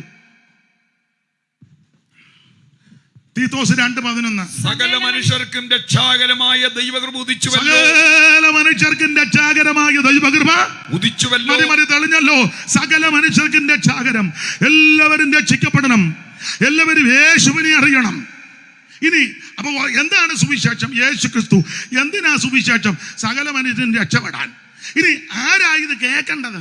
കേൾക്കേണ്ടത് ആരാ? ഇപ്പൊ നിങ്ങൾ പറയാ, ഞങ്ങളെല്ലാം കേട്ടേച്ചിരിക്കുക. അവരോട് പറ. നമ്മൾ ലഘുലേഖയായിട്ട് പോകുമ്പോൾ നമ്മുടെ കയ്യിൽ ലഘുലേഖയുണ്ട്. തമ്പിയുടെ ഹൃദയം തകരുന്ന കപ്പൽ. ഈയുടെ ഒരു ലഘുലേഖയുണ്ട്, സണ്ണിയുടെ ഹൃദയം. നിങ്ങൾ കണ്ടോന്നറിയാമല്ല? കണ്ടോ? സണ്ണി ആയിക്കോട്ടെ. അപ്പൊ ഇതെല്ലാം ആയിട്ട് നമ്മൾ ഈ പോകുക. അപ്പൊ ചില ഇടങ്ങളിൽ ചെല്ലുമ്പോൾ ചോദിക്കാം, നമ്മൾ സുവിശേഷം വേണ്ട, നിങ്ങളുടെ ആൾക്കാരാണ്ട് അവിടെ ഉണ്ട്, അങ്ങോട്ട് ചെല്ല്. അങ്ങോട്ട് ചെറിയാച്ചനും കറിയാച്ചനും ചിന്നമ്മയും റോസമ്മയെ കണ്ട് അവിടെ ഉണ്ട്, അങ്ങോട്ട് പോകും. നമ്മളെ ഓടിക്കുക. നമ്മളുടനെ അങ്ങോട്ട് ചെന്നപ്പോൾ അവർ ചോദിക്കാം, സുവിശേഷം എന്തിനാ ഇങ്ങോട്ട് വരുന്നേ? ഞങ്ങൾ തോമാശ്ലീഹായുടെ കാലം മുതൽ കറ്റാന ഇടവകയുടെ പിന്നെ അങ്ങോട്ട് ചെല്ല്. ആട്ടെ, ദാമോദരനും ദാചായണിയും പരമേശ്വരനും അബ്ദുള്ളയും റഹീമും ഒക്കെ അങ്ങോട്ട് ചെല്ല്. ചുരുക്കി പറഞ്ഞാൽ നമ്മളെ എങ്ങും നിർത്തുകയല്ല. എടാ, ഇത് ആരാ കേൾക്കേണ്ടത്? അയ്യോ, തിരുവചനം പഠിപ്പിക്കുന്നത് എല്ലാവരും കേൾക്കണം. 49 സങ്കീർത്തനം പ്രാരംഭവാക്യമായിര്. സങ്കീർത്തനം 49 പ്രാരംഭവാക്യം ഒന്ന് വായിച്ചോ പെട്ടെന്ന്. അറിവുള്ള വാക്യം എന്തെങ്കിലും വായിച്ചോ. സകല ജാതികളുമായുള്ളവരെ. എന്നാ തൊണ്ടയെല്ലാം അടഞ്ഞല്ലോ. ജോസെ മൈക്ക് നന്നായിട്ട് കൊടുക്കും. ജോസ് എന്തിയേ? ജോസ് അവിടെ കാനം പമ്മിയിരിക്കുകയായിരിക്കും. അവിടെ നിന്നാണോ ഇതെല്ലാം ചെയ്യുന്നേ? എന്നാ ഇത് കൊടുക്ക, വായിച്ച സഹോദരി. സകല ജാതികളുമായുള്ളവരെ ഇത് കേൾക്കണം. എന്തുവാ? സുവിശേഷം മതി. ഇത് കേൾക്കണം. ഏത് സുവിശേഷം? ഇത് സകല ജാതികളും കേൾക്കണം. മനുഷ്യനായ ജാതിയും വർഗവും മരണവും ഒക്കെ ഒപ്പിച്ചു വെച്ചത് വേറെ പുസ്തകം പഠിപ്പിക്കുന്നതും അത് അങ്ങനെ തന്നെയാ. സകല എണ്ണം ഒറ്റ ഒരുത്തന്റെ സന്തതികളാ ഇരിക്കുന്നതെല്ലാം. ഒറ്റ ഒരുത്തന്റെ. നിങ്ങൾ വിശ്വസിക്കുകയല്ലെന്ന് എനിക്കറിയാം. ഇരിപ്പ് കാണുമ്പോൾ അറിയാം വിശ്വാസമൊന്നും. പിന്നെ നമ്മുടെ ശൈലി ഉണ്ട് ഇടയ്ക്കിടയ്ക്ക് കൈ പൊക്കുക എന്നുള്ളത്. ലേലൂയ. പണ്ട് ഉറക്കം തൂങ്ങിയപ്പോൾ ആരാണ്ട് പറഞ്ഞു 3 ജിറാഫിനെ ഇറക്കുന്നത്, ഞങ്ങൾക്ക് ഒന്ന് വേണമെന്ന്. എന്തിനാന്ന് പോലും ഞങ്ങളുടെ സമുദായത്തിന് ഉറക്കം തൂങ്ങിയിരുന്ന് കൈ പൊക്കിയതാ. ഏത് കേസ് പറഞ്ഞാലും ഞങ്ങളുടെ സമുദായത്തിന് വേണമെന്ന്. അന്നേരം ആഫ്രിക്കയിൽ നിന്ന് 3 ജിറാഫിനെ അങ്ങനെ ചുമ്മാ ഇരുന്ന് പൊക്കുന്ന ആൾക്കാരുണ്ട്. അത് വേണ്ട. ഇത് സകല ജാതികളും ഇത് കേൾക്കണം. ഈ മനുഷ്യനാ ജാതിയും വർഗവും മരണം ഉണ്ടാക്കിയത്. കേട്ടോ, വേറെ പുസ്തകം പഠിപ്പിക്കുന്നത് ഭൂതലത്തിലെങ്ങും കുടിയിരിക്കുവാൻ അവൻ ഒരുത്തനിൽ നിന്ന് മനുഷ്യജാതി ഉളവാക്കി. ഇരിക്കുന്ന മുഴുവൻ ഒരെണ്ണത്തിൻ്റെയാണ്. പിന്നെ ഏറെ വർഷങ്ങൾ കഴിഞ്ഞപ്പോൾ ഈ പ്രകൃതിയൊക്കെ എങ്ങനെ ഭക്ഷണം, ജീവിതചര്യ, നിഷ്ഠ, ചിട്ട, ക്ലൈമറ്റ്, അതുകൊണ്ടൊക്കെയാണ് നമ്മളെല്ലാം ഇങ്ങനെ പല രീതിയിൽ അല്ലേ പറ. പിന്നെ നമ്മളെ പോലുള്ളവർ തന്നെ അമേരിക്കയിലുണ്ട്, പക്ഷേ ഈ നിറവൊക്കെയാണ്, എന്നാലും വ്യത്യാസമുണ്ട് ഇല്ലേ? ഉണ്ട്. അതിന് ഒരു ഉദാഹരണം, അവർ ചുമ്മാ ഇരിക്കുമ്പോഴും കഴിക്കുന്നത് നട്ട്സും പിസ്തായും ഒക്കെയാണ്. അപ്പം അതിൻ്റെതായ തൊലിക്കൊക്കെ നമ്മൾ കഴിക്കുന്നതിന് ആഞ്ഞിലിക്കൊക്കെ ഒരു വറുത്തത്, ആഞ്ഞിലിക്കാ കുരു വറുത്താവല്ലോ, അങ്ങനെ ആവുമോ? അയ്യോ, ഞാൻ തമാശ പറഞ്ഞതല്ല. ഇപ്പോഴല്ലേ പിന്നെ ഇച്ചിരി മെച്ചമായത്. ആഞ്ഞിലിയുടെ ചോട്ടിൽ പോയി പഴുത്ത് വീടുന്നത്, അല്ലെങ്കിൽ കയറി പറിച്ച് വെച്ച് ചാരത്തിനകത്ത് കൊണ്ട് അല്ല, പഴയതൊക്കെ ഒന്ന് ഓർക്ക്, ചുമ്മാ ഇരിക്കാതെ ചാരത്തിനകത്ത് കൊണ്ട് വെച്ചേ അതെടുത്ത് വെച്ച് പിന്നെ തോട് കളഞ്ഞ് കഴിച്ചേച്ച് അത് ഓട്ടുപറ വറുത്തേച്ച് അറിയാം ആ മുറത്തിലോട്ടിട്ട് മുളനാടി കൊണ്ട് ഉരുട്ടി, അതാണ് നമ്മുടെ നട്ട്സ്. അതൊക്കെ കഴിച്ചാൽ ഇങ്ങനെ തൊലിയിരിക്കുള്ളൂ, മറ്റവരങ്ങനല്ലല്ലോ. അപ്പം വ്യത്യാസം അത് ക്ലൈമറ്റും ഒക്കെ ഉണ്ട്, ഭക്ഷണക്രമം, ക്ലൈമറ്റ്, ജീവിതചര്യ, അതുകൊണ്ടൊക്കെയാ വ്യത്യാസം. പക്ഷേ ഒരു കാര്യം പറയാം, സകല എണ്ണ ഒറ്റയൊരുത്തന്റെ സന്തതിയാണ്. ഭൂതലത്തിലെങ്ങും കുടിയിരിക്കുവാൻ അവൻ ഒരുത്തനിൽ നിന്ന് മനുഷ്യജാതി ഉളവാക്കി. എന്നാൽ കാലക്രമേണ മനുഷ്യൻ ഇതെല്ലാം തരംതിരിവ് വെച്ചിരിക്കുക.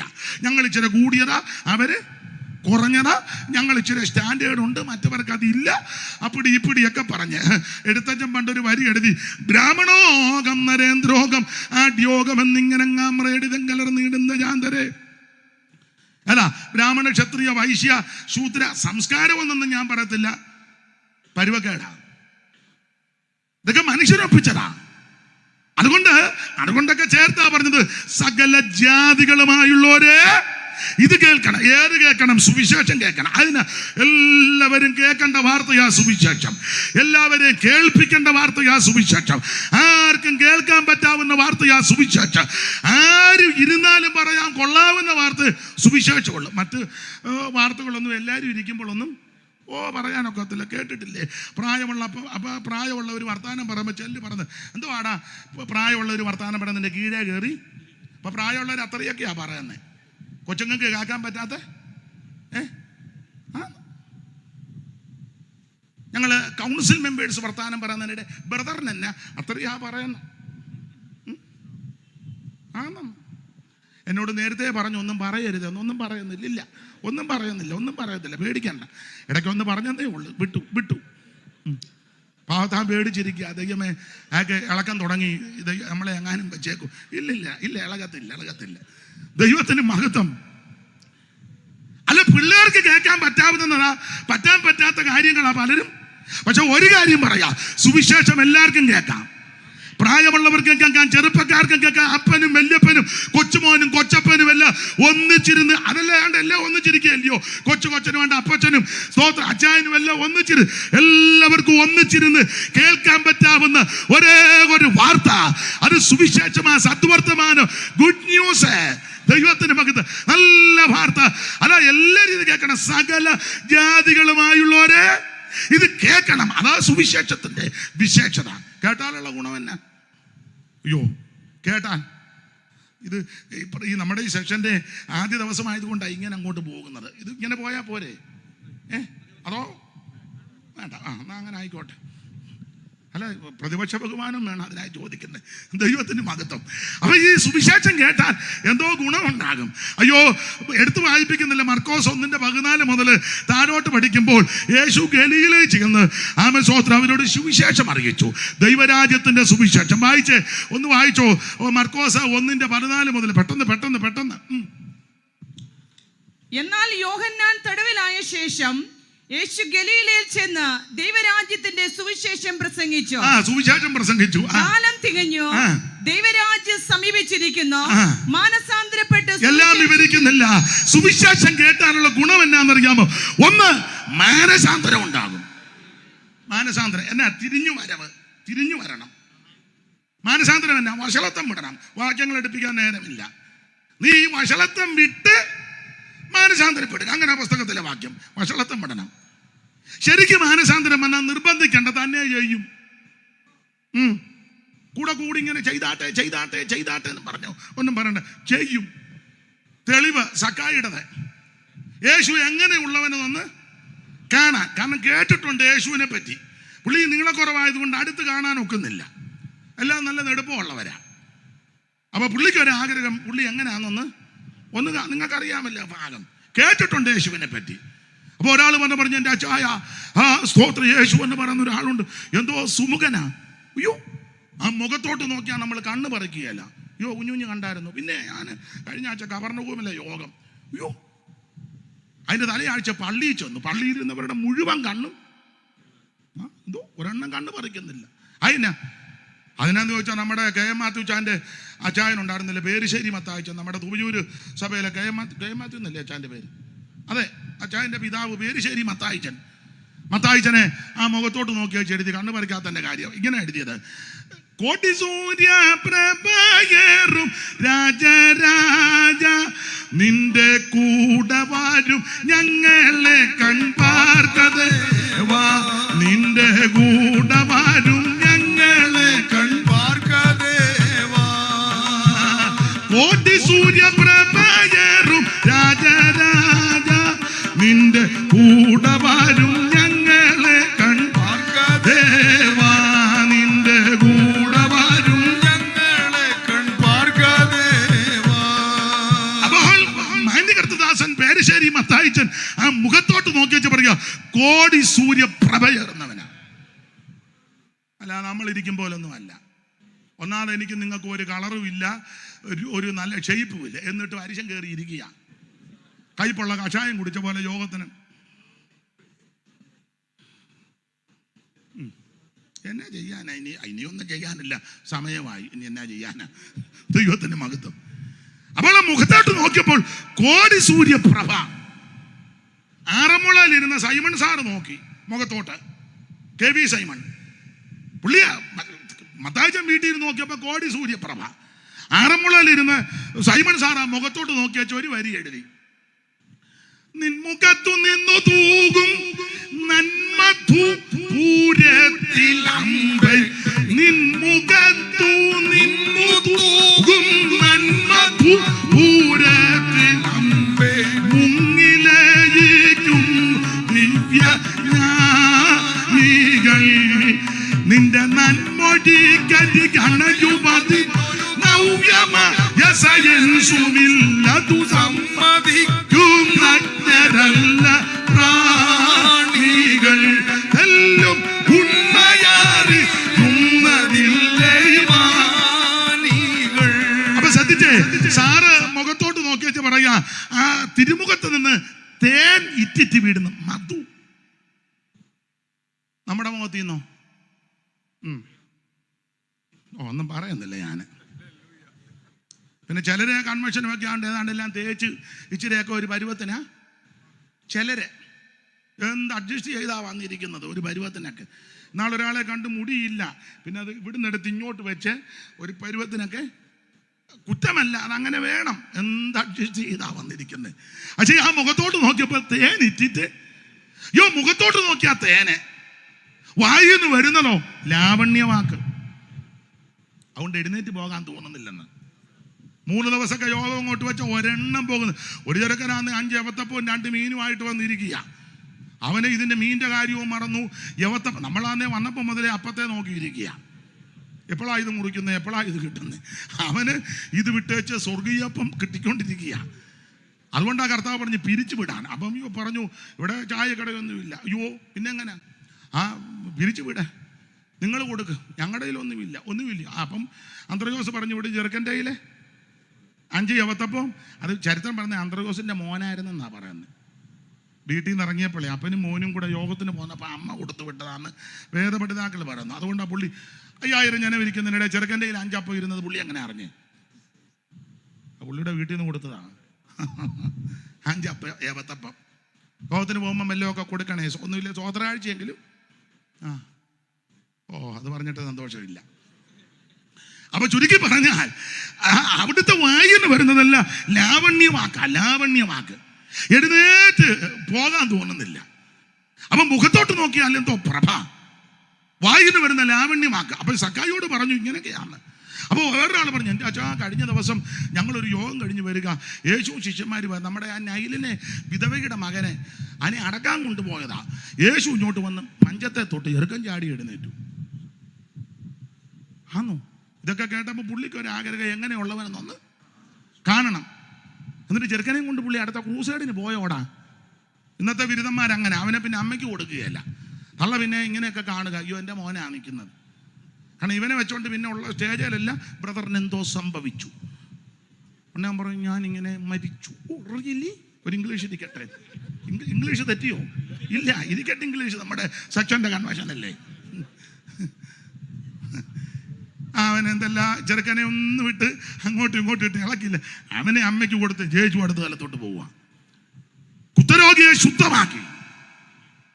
പക്ഷപാതക്കാരൻ പറഞ്ഞ് കിടക്കെടുത്ത് കിടക്കാൻ പറഞ്ഞു. ഒരു കൂനിത്തള്ള ചെമ്മീൻ ഇരിക്കും പോലായിരിക്കുന്ന കൂനി 18 കൊല്ലം യേശുവോട് എന്ന് പറഞ്ഞ് നിന്റെ ബന്ധനം അടിച്ചെന്ന് പറഞ്ഞു. ഉള്ളതല്ല കമ്പിവടി പോലെ നടന്നു പോയെ. ഈ തള്ളേനെ യേശു എങ്ങും കൊണ്ടുപോയി സാക്ഷി പറയിപ്പിച്ചില്ല. നമ്മളാണെ തള്ളയെ വീട്ടിൽ വിടുകയല്ല, വണ്ടിയെ തന്നെ ഇരുത്തും. ആട്ടെ, ഞാനൊന്നും പറയുന്നില്ല. അപ്പൊ ഇങ്ങനെയുള്ള യേശുവിനെ സക്കായി കേട്ടപ്പം മനസ്സിലായി, എനിക്കൊന്ന് കാണണം. യേശുവിനെ കാണാൻ പുറകോട്ടല്ല ഓടിയത്, മുന്നോട്ടാ ഓടിയത്. നീ നിൽക്കുന്നിടത്ത് നിന്നാൽ യേശുവിനെ കാണാനൊക്കത്തില്ല. നീ ഒന്ന് മുന്നോട്ട് ഓടിച്ചെന്ന് ഒരു കാട്ടത്തിയുടെ മേളിൽ, നിങ്ങൾക്ക് അറിയാമല്ലോ, കാട്ടത്തിയുടെ മേളിൽ കയറിക്ക, ആരും കാണരുത്, പക്ഷെ എനിക്ക് യേശുവിനെ ഒന്ന് കാണണം. അയ്യോ, നമ്മുടെ കർത്താവും ശിഷ്യന്മാരും അങ്ങോട്ട് നടന്നു വരുന്ന ആ സമയത്ത് കാട്ടത്തിയുടെ കീഴി വന്നേച്ച് യേശു മേളിലോട്ട് നോക്കിയിട്ട് പറഞ്ഞു, സക്കായിയേ ഉരുണ്ട് വീടാനിറങ്ങ. ഉരുണ്ട് വീടെന്ന് എഴുതിയിട്ടില്ല, ഞാനങ്ങ് പറയാ, ഇറങ്ങി വരാൻ പറഞ്ഞു. അയ്യോ, അന്തം വിട്ടുപോയി. കാരണം പെട്ടെന്ന് പറയുമ്പോൾ ഉരുണ്ട് വീഴാൻ സാധ്യത, ഞെട്ടും. അതുകൊണ്ടാണ് പെട്ടെന്ന് ഇന്ന് രാത്രി നിന്റെ വീട്ടിലാ. ഞാൻ ഇങ്ങനെ പറഞ്ഞത്, യേശു പ്രോഗ്രാം മാറ്റും. നിന്റെ നല്ല ആഗ്രഹമാണെങ്കിൽ യേശു പ്രോഗ്രാം മാറ്റും, വേറെ സ്ഥലത്തോട്ട് പോകാം. പക്ഷെ അന്ന് ഉടനെ ഇന്ന് രാത്രി നിന്റെ വീട്ടിലാണ്. സ്തോത്രം, സ്തോത്രം. അത്തിയുടെ മേളിൽ ഇരിക്കുക, കർത്താവ് സൂക്ഷം കണ്ടു. അല്ല, ഒരുത്തൻ അത്തിയുടെ കീഴിലിരുന്നു, അന്നേരം കണ്ടു. ചോദിച്ചു, നീ സാക്ഷാൽ ഇസ്രായേലിൻ ഇവനിൽ? അയ്യോ, എന്നെ എങ്ങനെ അറിയാം? നീ അത്തിയുടെ കീഴിൽ ഇരുന്നപ്പോ മേളിൽ ഇരുന്നാലും നിന്നെ കാണും, കീഴെ ഇരുന്നാലും കാണും. ഉൽപ്പത്തി പുസ്തകം 3 പഠിക്കുമ്പോൾ സാധാരണ വേദപഠിതാക്കൾ പറയുന്നത് അപ്പച്ചനും അമ്മച്ചി ആദമും ഹവ്വായും അത്തിക്ക് മറഞ്ഞിരുന്നെന്നാ പറയുന്നത്. അതിന് ഏതാണ്ട് ന്യായം പറയുന്നത് അത്തിയില കൊണ്ടാണല്ലോ അരയാട. അമ്മാമ്മയ്ക്കൊരു ബർമുടായും അമ്മാമ്മയ്ക്ക് മിടിയും അച്ചായനൊരു ബർമുടായും ഒക്കെ 2 പേരും രാവിലെ ഒരു വടിയും കറക്കി ഇങ്ങനെ പോകുന്ന കാണാം. അപ്പൊ അത്തിയില കൊണ്ടാ. അതുകൊണ്ട് സാധാരണഗതിയിൽ അത്തിക്ക് മറഞ്ഞെന്ന. അങ്ങനെങ്കിൽ ചിന്തിച്ചോ, അത്തിയുടെ മേളിലിരുന്നാലും നിന്നെ കാണും, അത്തിയുടെ കീഴിലിരുന്നാലും നിന്നെ കാണും, അത്തിക്ക് മറഞ്ഞിരുന്നാലും കാണും. അവിടത്തേക്ക് മറവായിട്ടൊന്നുമില്ല. എന്തിനേറെ യേശു സക്കായിയുടെ വീട്ടിൽ ചെന്നപ്പോഴേ പുള്ളി മാനസാന്തരപ്പെട്ടു. കണ്ടപ്പോഴേ മാനസാന്തരമായി. ചെന്നുടനെ പുള്ളി പറയാ, ഗുരു പകുതി കൊടുക്കുക ദരിദ്രന്മാർക്ക്. അതാ മാനസാന്തരം. പകുതി. നമുക്ക് മാനസാന്തരപ്പെട്ടപ്പോഴും അവൻ്റെ പകുതി പിന്നെ എടുക്കാണ്ടിരിക്കുക. പക്ഷേ പ്രാർത്ഥിക്കണം, ഞങ്ങളുടെ അനിയൻ അവൻ കാനഡയില, വരുമെന്നൊന്നും തോന്നുന്നില്ല. ഇത് നമുക്ക് തരുമെന്നാ ദൈവാത്മാവ് നാള്. എന്തിനാടാ നിന്റെ ആർത്തിപ്പണ്ടാരം? കിട്ടിയിട്ടും നിനക്ക് തികയുന്നില്ലല്ലോ. ഉണ്ട്, ഒത്തിരി ഉണ്ട്. എന്നോട് പറഞ്ഞല്ലോ, ഇത് പെങ്ങടതാ. അവൾക്ക് അപ്പച്ചന് അന്നേരം ഇച്ചിരിയൊക്കെ കൊടുത്ത് വിട്ടതാ. ഇനി എത്ര കിട്ടിയിട്ടും കന്നട്ടയ്ക്ക് എത്ര പിള്ളേരാ? മതിയല്ലോ, എന്തിനാ ഒത്തിരി? കന്നട്ടയ്ക്ക് എത്ര കിട്ടിയിട്ടും തൃപ്തി വരുന്നില്ലല്ലോ. അന്യായമായിട്ടൊന്നും സമ്പാദിക്കരുത് കേട്ടോ. അന്യായമായിട്ടൊക്കെ സമ്പാദിച്ചാൽ താനിടാത്ത മുട്ടമേ പൊരുന്നിരിക്കുന്ന തിത്തിരിപ്പക്ഷിയെ പോലെ. മാനസാന്തരം നല്ലത് സക്കായിട, പകുതി കൊടുക്കുക എന്ന ദരിദ്രന്മാർക്ക്. എന്നിട്ട് നിർത്തിയില്ല. ഗുരു ആരോടെങ്കിലും ചതിവായിട്ട് വല്ലതും വാങ്ങിച്ചുണ്ട്, അതാ മാനസാന്തരം. അപ്പോൾ ശരിക്കും സുവിശേഷം കേട്ടാൽ ഒന്ന് മാനസാന്തരം ഉണ്ടാകും. മാനസാന്തരം വിവരിക്കുന്നില്ല. 2, സുവിശേഷം കേട്ടാൽ സ്നാനം നടക്കും. ശരിക്ക് അറിയാമല്ലോ, വെല്ലുവിളി പോയിച്ചു വരിക ഷണ്ണൻ തിരിച്ച് തേരൽ ഇങ്ങോട്ട് വരുമ്പോൾ വാട്സപ്പിനകത്തൊന്നുമല്ല, ഒരാപ്പിനകത്തും കയറിയില്ല. നമ്മൾ സ്റ്റേജിൽ ഇരിക്കുമ്പോൾ തന്നെ മൊബൈലിൽ കളിക്കുന്ന ബിരുദന്മാരെ എനിക്കറിയാം. ഇവിടെല്ലാം നിങ്ങൾ മാന്യമായിട്ട് സഹകരിക്കുന്നിരിക്കുന്നു, അഭിനന്ദിക്കുന്നു നിങ്ങളെ. ചിലര് സ്റ്റേജിൽ ഇരിക്കുമ്പോഴും മാന്ത ഇവിടെ ഇരുന്നുകൊണ്ട് ഫോൺ ചെയ്യുക, യോഗത്തിലിരിക്കുക, പിന്നെ വിളിക്കാൻ ആയിക്കോട്ടെ. സഭായത്തിന് ഇതുമായിട്ട് ഇറങ്ങിപ്പോകുകയും കയറുകയും ഇറങ്ങിപ്പോകുകയും ചെയ്യുന്ന ഒത്തിരി പേരുണ്ട്, ഉണ്ടെന്ന്. അല്ല, ഞാനിപ്പോൾ പറയുന്നില്ല, എന്തിനാ വെറുതെ അലോഗ്യം ഉണ്ടാക്കുന്നത്. പുള്ളി തിരുവെടുത്ത് പരിശോധിച്ചുകൊണ്ട് വരിക. അപ്പൊ പീലിപ്പോസ് ഉപദേശിയോട് പറഞ്ഞു, നാണ്ടെ ഗസയ്ക്കുള്ള നിർജ്ജന അങ്ങോട്ട് എല്ലാം പറഞ്ഞു ചെന്നു. രഥം തേര് വരുന്നു, ചേർന്നു കയറി ആണ്ട് നോക്ക്. അപ്പൊ പുള്ളി തിരുവെടുത്ത് വായിക്കുക. എന്തുവാ വായിക്കുന്നത്? യെശയ്യാപ്രവചനം തിരുവെടുത്ത്. ഏത് ഭാഗമാ? 53. എന്തുവാ? ഏത് ഭാഗമാ? അറുക്കാനുള്ള ആടിനെ പോലെ ആ ഭാഗമാ. ഗ്രഹിക്കുന്നുണ്ടോ? എന്നാ പുള്ളി വായിക്കുന്നതല്ലാതെ വായിച്ചങ്ങ് വിടുകല്ലേ. വായനാഭാഗം, ഭാഗം എടുത്ത് ഇങ്ങനെ വായിച്ചേച്ച് പോകുന്നതല്ലാതെ ഇതെന്നതാന്ന് പോലും ചിലക്ക് വെളിവില്ല. ചില വായിക്കുന്ന കേട്ടില്ലേ, താവേ നീ തലമുറയാ ഞങ്ങളുടെ ഇങ്ങനെ വായിക്കുന്നതേ ഉള്ളൂ. ഇതെന്നതാണെന്നൊന്നും ഞങ്ങളുടെ ഒരാൾ വായിച്ചു, മരണ വീട്ടിലല്ലേ, തെറ്റിക്കുക വായിക്കുക. എപ്പസോസ് വെച്ച് ഞാൻ മൃദംഗ യുദ്ധം ചെയ്തു. അപ്പൊ ഞങ്ങളുടെ ഒരു ഉപദേശി പറഞ്ഞു, തബലയും കാണും, നീ വായിക്കണ്ടെന്ന് പറഞ്ഞു. എങ്ങനെയുണ്ട്? വേറൊരാൾ വായിച്ചു, ദുഷ്ടന്മാരുടെ വഴി യോനാശകരമാകുന്നു. വഴിയോ എന്നിട്ട് ചെറിയ വരയുണ്ടല്ലോ, എന്നിട്ടാ നാശകരം. അത് പുള്ളി ചേർത്ത് വായിച്ചില്ല. ദുഷ്ടന്മാരുടെ വഴി യോനാശകരമാകുന്നു. വായിക്കുക. ഈ അടുത്ത കാലത്ത് ഒരാൾ വായിച്ചെന്നാ പറഞ്ഞത്, കേങ്കരേ സഭയുടെ ശുശ്രൂഷക്കാരത്തി ഫേവ. അതിന് പുള്ളി വായിച്ചു ക്രൈംബ്രാഞ്ച് സഭയുടെ ശുശ്രൂഷക്കാരത്തി. എല്ലാം അങ്ങ് വായിക്കുക, ക്രൈംബ്രാഞ്ച് സഭ.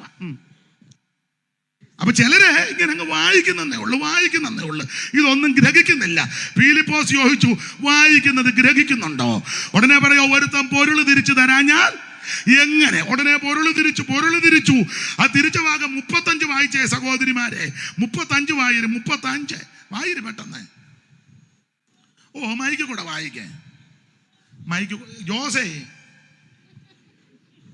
ഇത് ശരിയാക്കി കൊടുക്ക. അതിനല്ലേ അമ്മാമ്മയുടെ കുഴപ്പമാണോ? ആയിക്കോട്ടെ. ഫിലിപ്പോസ് ഈ തിരുവെഴുത്ത് ആധാരമാക്കി. ഫിലിപ്പോസ് ഈ തിരുവെഴുത്ത് യെശയ്യാ 53 ആധാരമാക്കി അവനോട് യേശുവിനെ കുറിച്ചുള്ള സുവിശേഷം അറിയിച്ചു. ഈ തിരുവെഴുത്ത് ആധാരമാക്കി യേശുക്രിസ്തുവിനെ പറ്റിയുള്ള സുവിശേഷം അറിയിച്ചു. വിവരിക്കുന്നില്ല, സുവിശേഷം അറിയിച്ചു. ഇങ്ങനെ തേരിലിരുന്ന് അറിയിച്ചുകൊണ്ടിരിക്കുക. അറിയിച്ച് തേരങ്ങോട്ട് പോയി. അടുത്ത വാക്യം വായിച്ചേ. വായിര്. അവർ ഇങ്ങനെ സുവിശേഷം അറിയിച്ചുകൊണ്ട് വഴി പോകയിൽ വെള്ളമുള്ളൊരു സ്ഥലത്തെത്തിയപ്പോൾ ഷണ്ണൻ പീലിപ്പോസിനോട് വെള്ളം അതിനെ ദാഹിക്കുന്നു. അല്ലല്ല, അതിനെ കുളിക്കണോ? രാവിലെ കുളിച്ചില്ലേ? അല്ലല്ല, എനിക്ക് സ്നാനപ്പെടണം എന്ന് പറഞ്ഞാൽ, ശരിക്കും സുവിശേഷം പറഞ്ഞാൽ അതിനകത്ത് സ്നാനമുണ്ട്. എന്റെ അച്ഛാ, ഇത് ബെന്തിക്കോസുകാർ കണ്ടുപിടിച്ച മാർഗമൊന്നുമല്ല. ഇത് ഒരു സഭക്കാരുടെ മാർഗമല്ല. ഇത് ദൈവം തമ്പുരാൻ വെച്ച നിയമമാ. നീ സ്നാനപ്പെടണം. സ്നാനമോ ജഡത്തിന്റെ അടുക്ക് കളയാനല്ല, ദൈവത്തോട് നല്ല മനസാക്ഷിക്കുക, യേശുവിനോട് ചേരുവാൻ, യേശുവിനെ ധരിക്കുവാൻ, അവിടുത്തെ മരണ അടക്ക പുനരുത്ഥാനത്തോട് ഏകീഭവിക്കുന്നതാ സ്നാനം. സ്തോത്രം. ഇത് ആളെ കൂട്ടാനല്ല, സഭയിൽ ആള് കൂട്ടാനല്ല, കല്യാണം നടത്താനുമല്ല സ്നാനം. വള്ളക്കാലി അപ്പച്ചനെ മുക്കി പൊങ്ങി വന്നപ്പോൾ പുള്ളി ചോദിച്ചു, സൂക്കാടെല്ലാം തീർന്നല്ലോ, ഞാൻ പോവാന്ന്. സൂക്കാട് തീർക്കാനാണോ മുക്കുന്നേ? തിരുമൂലപുരത്ത് ജോർജ് കുട്ടിച്ചാൻ ഒരാളെ മുക്കിയിട്ടപ്പോൾ അവനെ ഉണ്ടായിട്ട് അക്കരയ്ക്ക് അങ്ങ് പോയി. എന്നാൽ അക്കരെ കയറിയപ്പോഴെങ്കിലും പോകുവാന്ന് പറയണ്ടേ, മിണ്ടിയില്ല. പിന്നീട് അറിഞ്ഞു അവൻ കണ്ണാട്ടിപ്പുഴ കറിയാച്ചൻ്റെ വീട്ടിൽ കയറി പമ്മിയിരിക്കുക. പിന്നീട് അറിഞ്ഞു ഇച്ചിരി ഇളക്കം ഉണ്ടായിരുന്നു, കല്യാണത്തിന് വേണ്ടി മുക്കിയതാ. അവരെ ഉണ്ടായിട്ട് ഇത് കല്യാണത്തിന് മുങ്ങുന്നതല്ല, സൂക്കാട് തീർക്കാൻ മുങ്ങുന്നതല്ല, ആളെ കൂട്ടാൻ മുക്കുന്നതുമല്ല, പ്രായമുള്ളവരെ മുക്കുന്നതുമല്ല, പിള്ളേരെ മുക്കുന്നതുമല്ല, വിശ്വസിക്കുന്നവരെ മുക്കണം. യേശുക്രിസ്തുവിന്റെ പാപത്തിന്റെ പരിഹാരത്തിന് മരിച്ചുവെന്നും യേശുക്രിസ്തുവിന്റെ പരിശുദ്ധ രക്തമെന്റെ പാപങ്ങൾ മോചിക്കുമെന്നും യേശുക്രിസ്തു വീണ്ടും വരുമെന്നും ആ കർത്താവിനെ എതിരേൽക്കുവാൻ ഞാൻ ഒരുക്കപ്പെടണം. അതിന് അത്യാവശ്യമാണ് അവിടുത്തെ മരണ അടക്ക പുനരുത്ഥാനത്തോട് ഏകീഭവിക്കുന്ന സ്നാനം. പീലിപ്പോസ് സുവിശേഷം പറഞ്ഞു. സുവിശേഷത്തിൽ സ്നാനമുണ്ട്, അതുകൊണ്ടല്ലേ പറഞ്ഞ സ്നാനപ്പെടണം. അപ്പൊ ശരിക്കും സുവിശേഷം പറഞ്ഞാൽ സ്നാനം നടക്കണം. 3 സുവിശേഷം കേട്ടാൽ അഭിഷേകം പ്രാപിക്കും. കൊർന്നല്യോസിന്റെ വീട്ടിൽ പത്രോസ് പോണം. പുള്ളി എന്ത് ചെയ്താ പോകുന്നത് തമ്പുരാന് അറിയാം. അതിനാ പുള്ളിയെ തുപ്പട്ടി ഇറക്കി കാണിച്ചു. തുപ്പട്ടി കൊർന്നല്യോസോടെ പ്രാർത്ഥിക്കുക, പുള്ളിയും എല്ലാവരും പ്രാർത്ഥനക്കാരാണെങ്കിലും സ്വഭാവത്തിനൊന്നും അങ്ങനെ ചില എല്ലാ കൊല്ലം 21 ഇരിക്കും, സമാധി ഇരിക്കും പോലെ. ചില പറയത്തില്ലേ പുള്ളി കൊല്ലം ഇരുന്നു, എന്തിനാണോ ഇങ്ങനെ കഞ്ഞിയും വെള്ളം കുടിക്കാതെ. അയലത്തുകാരനൊന്നും മിണ്ടുകയല്ല, ഒരു സഭയപ്പെട്ടവന് കൈ കൊടുക്കുകയല്ല, സ്വന്തം സഹോദരങ്ങളോട് മിണ്ടുകയല്ല, ചുമ്മാ ഇരിക്കുക. എന്നെ എല്ലാവരും ഇങ്ങനെ ഇരിക്കുന്നത്, നിങ്ങളും ഇതാക്കിയായിരിക്കും. അപ്പൊ ചുരുക്കി പറഞ്ഞാൽ കൊർന്നല്യോസിന്റെ വീട്ടിൽ പോകത്തില്ലെന്ന് തമ്പുരാനറിയാം. അതിനാ തുപ്പട്ടി ഇറക്കി കാണിച്ചു. തുപ്പട്ടി ഒരാൾ വായിച്ചു, തീപ്പെട്ടി കാണിച്ചെന്ന്. ചിലരെ അത് കാണിക്കും, അവർക്ക് ആവശ്യമുണ്ട്. അപ്പൊ തുപ്പട്ടി കാണിച്ച് സകല ഇടജാതി മൃഗജാതി എല്ലാം കാണിച്ചു. അയ്യോ അറുത്ത് തിന്നാൻ, ഞാൻ മലിനമായതൊന്നും ദൈവം വിശുദ്ധീകരിച്ചതിന് നീ മലിനമെന്നാണെന്നോ? അന്നേരം സൂക്ഷം കൊർന്നല്യോസിന്റെ വീട്ടിൽ നാള് പോയി. കൊർന്നല്യോസ് പറഞ്ഞു, അയ്യോ വന്നത് ഉപകാരം, ഞങ്ങളെല്ലാം ഇവിടെ ഉണ്ട്. പത്രോസ് വാ തുറന്നു. അങ്ങനെ പത്രോസ് നമ്മൾ 2 മണിക്കൂറായി വാ തുറന്നില്ല ഇതുവരെ, ഇനി ഒടുവിൽ തുറക്കാനിരിക്കാം. ഉടനെ ഇറങ്ങി പോവുകയും ചെയ്യും. അതിന് തുറക്കാനിരിക്കുക. ഇതുവരെ ഞാൻ കണ്ട് പലരും ഇതുവരെ തുറന്നില്ലെന്ന്. ഇവരെയൊക്കെ ഇനി എങ്ങനെ ഇനിയും തുറക്കും.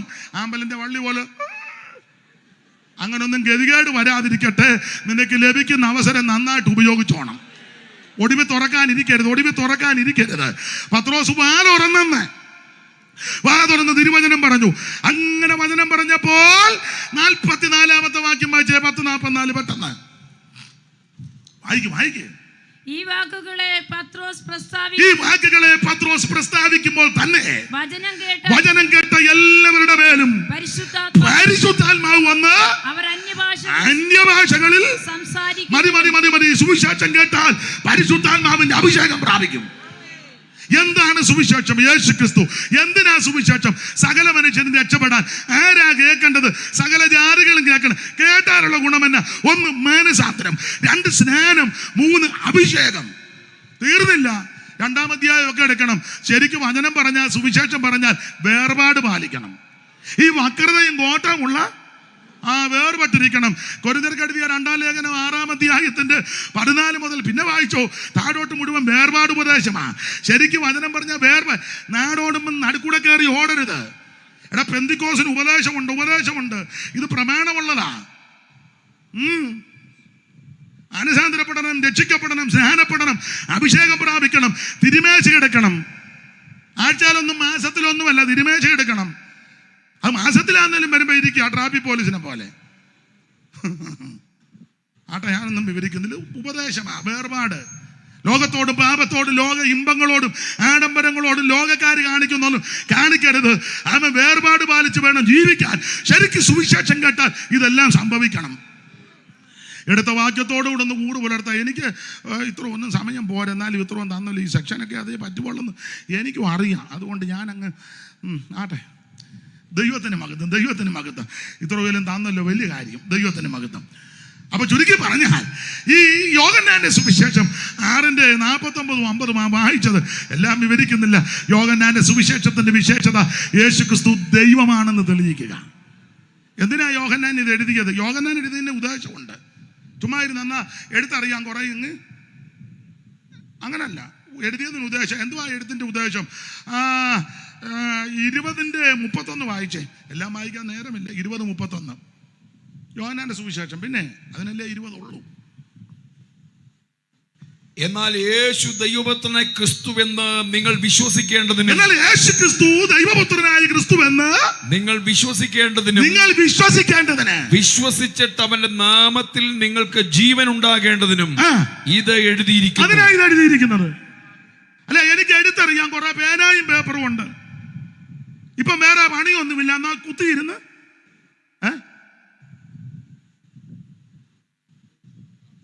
യേശു ക്രിസ്തു ദൈവപുത്രനായ ക്രിസ്തുവെന്ന് വിശ്വസിക്കണം. വിശ്വസിച്ചാൽ മാത്രം പോരാ, വിശ്വസിക്കുന്നവർക്ക് നിത്യജീവൻ ഉണ്ടാകും. അതിനാ ഇത് എഴുതിയത്. സുവിശേഷം എഴുതിയതിനാ. ലേഖനം എഴുതിയത് എന്തിനാ?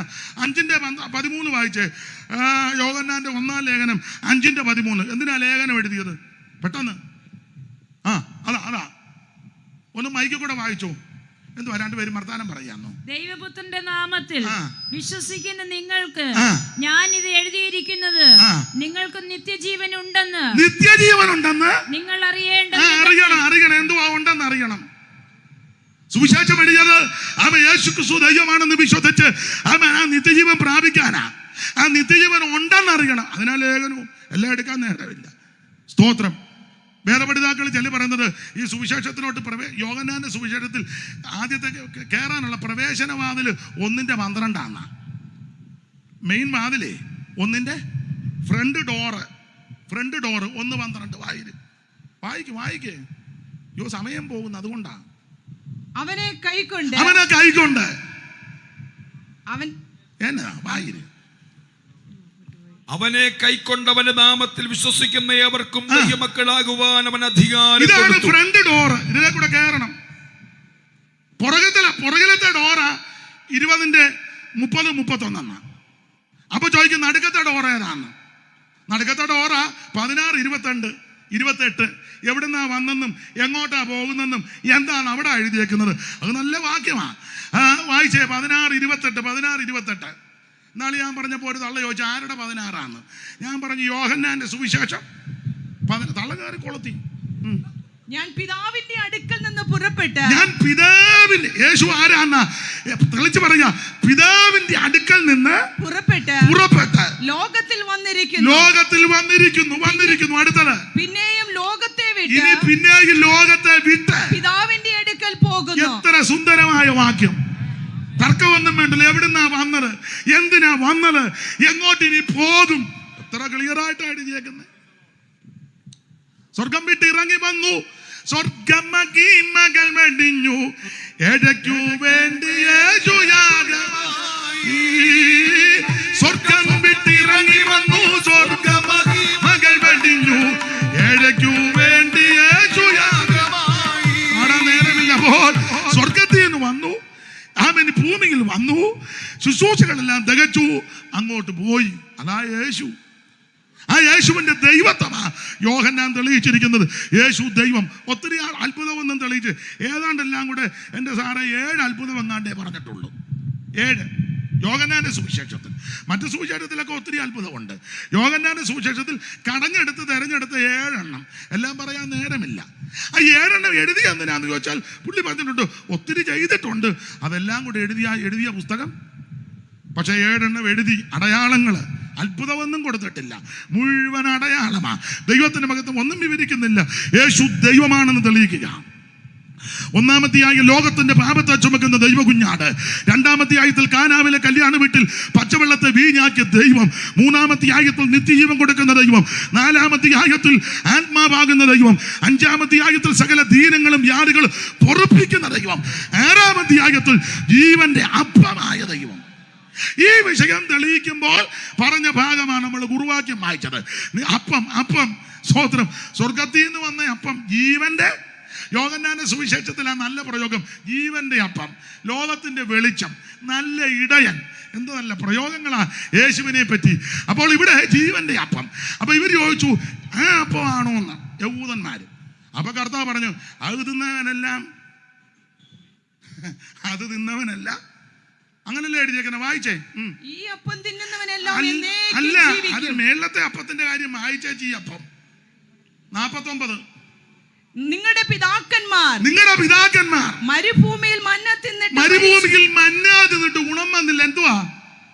മരിച്ചുവല്ലോ. മന്ന തിന്നവനെല്ലാം മരിച്ചെന്ന് പറയുന്നതിലും കുറച്ചുകൂടെ നല്ലത് ഞാനൊരു ഭാഷ പറയട്ടെ, മുടിഞ്ഞു പോയെന്ന്. ആവർത്തനം 2:13-14 വായിച്ചേ. എന്തായാലും ഞാൻ 5 മിനിറ്റ് കൂടെ എടുക്കുക, അല്ലാതെ ഒക്കുകയല്ല. ക്ഷമാപണത്തോടെ. എന്നാ സാറേ 5 മിനിറ്റ് കൂടെ എടുക്കുക. കാരണം നിങ്ങൾ വായിച്ചതാ. ഇപ്പോൾ എഴുന്നേറ്റ് സേരതോട് കടപ്പീൻ. ഇപ്പോൾ നീട്ടി വായിച്ചോണല്ലേ എല്ലാവരും എഴുന്നേറ്റ് പോകും. ഇപ്പോൾ എഴുന്നേറ്റ് സേരതോട് കടപ്പനെന്ന് കൽപ്പിച്ചതുപോലെ നാം സേരതോട് കടന്നിരിക്കുന്നു. നാം കാദേശ് പറഞ്ഞിരിക്കുന്നത് പുറപ്പെട്ടത് മുതൽ സേരതോട് കടക്കുമ്പോഴുള്ള കാലം 38 സംവത്സരം. അതിനിടയിൽ യോനാക്കളാകുന്ന തലമുറയൊക്കെ അവരോട് യഹോവ സത്യം ചെയ്തതുപോലെ പാളയത്തിൽ വെച്ച് മുടിഞ്ഞുപോയി. അതാ ഞാൻ പറഞ്ഞ മുടിഞ്ഞെന്ന്. ഞാൻ മുടിഞ്ഞെന്ന് പറഞ്ഞപ്പോൾ നിങ്ങൾ ഓർത്ത് കൺവെൻഷൻ ആണോ ഇതൊക്കെ? അതിനാ വാക്യം തന്നത്, പുസ്തകത്തിലെ മുടിഞ്ഞെന്ന്. അല്ലേ നിങ്ങൾ പറയും ഞങ്ങളുടെ സെക്ഷൻ്റെ കൺവെൻഷന് വന്ന് അയാൾ പറഞ്ഞു മുടിഞ്ഞെന്ന്, വാക്യവും കൂടെ അങ്ങ് തന്നേക്കാം. അപ്പൊ പിന്നെ എൻ്റെ ഒങ്ങായിക്ക് പിടിക്കുകയല്ലോ. മുടിഞ്ഞു, ഒന്നുകൂടെ എഴുതിയിട്ടുണ്ട് മുടിഞ്ഞെന്ന്, അടുത്ത വാക്യം അവർ മുടിഞ്ഞു തീരും. മതി മുടിഞ്ഞു തീരുന്നത് വരെ. എന്നെ കേൾക്കുന്ന പ്രിയരെ, ആ മന്നാ തിന്നവനെല്ലാം മുടിഞ്ഞെന്ന്. പക്ഷെ അതിനിടയ്ക്കും മുടിയാത്ത രണ്ടുപേരുണ്ട് കേട്ടോ, ഉണ്ട്, ഒരു ശേഷിപ്പുണ്ട്. ലക്ഷക്കണക്കിന് ആൾക്കാര് മന്നാ തിന്നവര് മരുഭൂമിയിൽ മുടിഞ്ഞു. മുടിയാൻ കാര്യം എന്നാ? ഒത്തിരി ഉണ്ട്. കൊരിന്ത്യർ ലേഖനത്തിൽ പൗലോസ് 10-ാം അധ്യായത്തിൽ വരുമ്പോൾ 5 കാര്യം പ്രധാനമായിട്ട് 10-1 മുതൽ ഓടിച്ചു വായിച്ചോ, സമയമില്ല, ഓടിച്ചു വായിരേ. സഹോദരന്മാരെ, നമ്മുടെ പിതാക്കന്മാരെല്ലാം മേഘത്തിൻ കീഴിലായിരുന്നു, മേഘത്തിലും സമുദ്രത്തിലും സ്നാനമേറ്റ് മോശയോട് ചേർന്നു. എല്ലാവരും വരെ ആത്മീയ ആഹാരം തിന്നു, എല്ലാവരും വരെ ആത്മീയ പാനീയം കുടിച്ചു. അവരെ അനുഗമിച്ച് ആത്മീയ പറയുന്നല്ലോ അവർ കുടിച്ചത്. ആ പാറ ക്രിസ്തുവാകുന്നു. എങ്കിലും അവർ മിക്കവരിലും ദൈവം പ്രസാദിച്ചില്ല. അടുത്തത്, അവരെ മരുഭൂമിയിൽ തള്ളിയിട്ട് കളഞ്ഞു എന്ന് നിങ്ങൾ അവരെ മരുഭൂമിയിൽ തള്ളിക്കളഞ്ഞ കാര്യം നിങ്ങൾ അറിയാതിരിക്കരുതെന്ന് ഞാൻ ആഗ്രഹിക്കുന്നു. എന്നിട്ട് നാടോട്ട് എല്ലാം വായിക്കാൻ നേരമില്ലാത്തത് കൊണ്ട് 5 കൂട്ടം കാര്യം. 1 വിഗ്രഹ സേവ, 2 പരസംഗം, 3 പിറുപിറുപ്പ്, 4 ദൈവത്തെ പരീക്ഷിക്കുന്നു, ദൈവത്തിന് സ്തോത്രം. ആമേൻ. 5-ാമത്തെ ഒരു കാര്യം കൊണ്ടുണ്ട്, എന്തുവാ? ദുർമോഹം. അതാണല്ലോ വലിയ വിഷയം. എത്ര കിട്ടിയിട്ടും പൂന്താനം പണ്ട് പാടി, അർത്ഥമെത്ര വളരെയുണ്ടാകിലും തൃപ്തിയാകാ മനുഷ്യൻ ഒരു കാലം 10 കിട്ടുകിൽ 100 മതിയെന്നും ശതമാകിൽ. അലക്സാർ അധ്യാപകനായതുകൊണ്ട് അറിയാം. അർത്ഥം എത്ര വളരെയുണ്ടാകിലും എത്ര കിട്ടിയിട്ടും മതി വരുന്നില്ലല്ലോ, പിന്നെയും കിട്ടണം. ദുർമോഹം, വിഗ്രഹ സേവ, പരസംഗം, പിറുപിറുപ്പ്, ദൈവത്തെ പരീക്ഷിക്കുന്നു. ഇതെല്ലാം ചെയ്ത് മുടിഞ്ഞു പോയെന്ന മരുഭൂമിയിൽ. പക്ഷെ അതിന്റെ നടുവിലും മുടിയാത്ത 1-2 പേരുണ്ട്. എല്ലാം വിവരിക്കുന്നില്ല. മുടിയാത്ത ഒരുത്തൻ പറഞ്ഞ കാര്യം നമുക്കറിയാം. സ്തോത്രം. ഇപ്പൊ എനിക്ക് 85 വയസ്സുണ്ട്. സ്തോത്രം. ഈ മരുഭൂമിയിൽ സഞ്ചരിച്ച കാലത്തല്ല യഹോവ അരുളി ചെയ്തതുപോലെ ഞാൻ മുടിയാതെ വേണ്ട ജീവനോട് തന്നെ വെച്ചിരിക്കുക. അതിന്റെ കാര്യം എന്നാന്നറിയാമോ? ഞാൻ യഹോവയോട് പറ്റി നിന്നു. ഇന്ന് രാത്രി യേശുവിനോട്, വചനത്തോട്, പ്രമാണത്തോട് പറ്റി നിൽക്കുന്നവൻ മുടിഞ്ഞു പോകാൻ ദൈവം അനുവദിക്കത്തില്ല. അവൻ എന്നോട് പറ്റിയിരിക്കുക, ഞാൻ അവനെ വിടുവിക്കും. അവൻ എൻ്റെ നാമത്തെ അറിയുക, ഞാൻ അവനെ ഉയർത്തും. എന്നെ കേൾക്കുന്ന പ്രിയരെ, ആരും മുടിഞ്ഞു പോകരുത്, ആരും നശിച്ചു പോകരുത്. ആരും നശിച്ചു പോകാതെ എല്ലാവരും നിത്യജീവൻ. അയ്യോ, വേറെ പുസ്തകത്തിലെ തങ്കവാക്യം എന്നാ പറയുന്നത്. 3:16. വേറെ പുസ്തകത്തിലെ തങ്കവാക്യമാ. ആരും നശിച്ചു പോകാതെ എല്ലാവരും നിത്യജീവൻ പ്രാപിക്കേണ്ടതിന് നമുക്ക് വേണ്ടി ഒരുവൻ യാഗമായി, മുഖത്ത് രോമം പിടിതെടുക്കപ്പെട്ടവനായി, കന്നത്ത് അടിയേറ്റ് കാർക്കിച്ച് തുപ്പലേറ്റ് മുൾക്കിരീടധാരിയായി, അവൻ പരക്കുരിശും ചുമന്നുകൊണ്ട് വീണും വേച്ചും മറച്ചും കാൽവരിയുടെ കൊലമരത്തിൽ 2 പ്രവർത്തിക്കാട് നടുവിൽ ഒരുവൻ നമുക്ക് വേണ്ടി ആളുകളിൽ അവൻ തൂകി ജീവനെ തന്നു. എന്തിനെന്നറിയാമോ? ഞാനും നിങ്ങൾ മുടിഞ്ഞു പോകാതിരിക്കാൻ. അവിടുന്ന് 3-ാം ദിവസം തിരുവെടുത്ത് പറഞ്ഞ പോലെ ഉയർത്ത് ഇന്നും ജീവിക്കുന്നു. എന്തിനാ? വിശ്വസിക്കുന്നവരെ രക്ഷിക്കാൻ. ഇന്ന് രാത്രി യേശുവിനെ വിശ്വസിക്ക്, നിനക്കും നിന്റെ കുടുംബത്തിനും രക്ഷയാ. മന്നാൻ എന്ന പലതും മുടിഞ്ഞു പോയി, മരിച്ചു പോയെന്നാ. യോഹന്നാൻ അല്പം കൂടെ മരിച്ചു പോയി. ആവർത്തനത്തിൽ മുടിഞ്ഞെന്നാ. അയ്യോ, മന്നയുണ്ടല്ലോ യേശുക്രിസ്തുവിന് നിഴലാ. അത് തിന്നാലൊന്നും മുടിയരുത്. മന്ന ക്രിസ്തുവേശുവിന് 1-2 കാര്യം പറയാം. ഈ മന്ന മേളയിൽ നിന്ന് വന്നതാ. ഇപ്പൊ പുതിയ തിയോളജിയന്മാരൊക്കെ പറയുന്നത് മന്ന എന്ന് പറയുന്നത് ഒരു ചെടിയുടെ ഇതാണ്. പിന്നെ അത് ഈ ചില പ്രാണികൾ അത് കഴിച്ചിട്ട് കാഷ്ടിക്കുമ്പോൾ അതിങ്ങനെ എന്നെ ഭ്രാന്തൊക്കെയാന്ന്.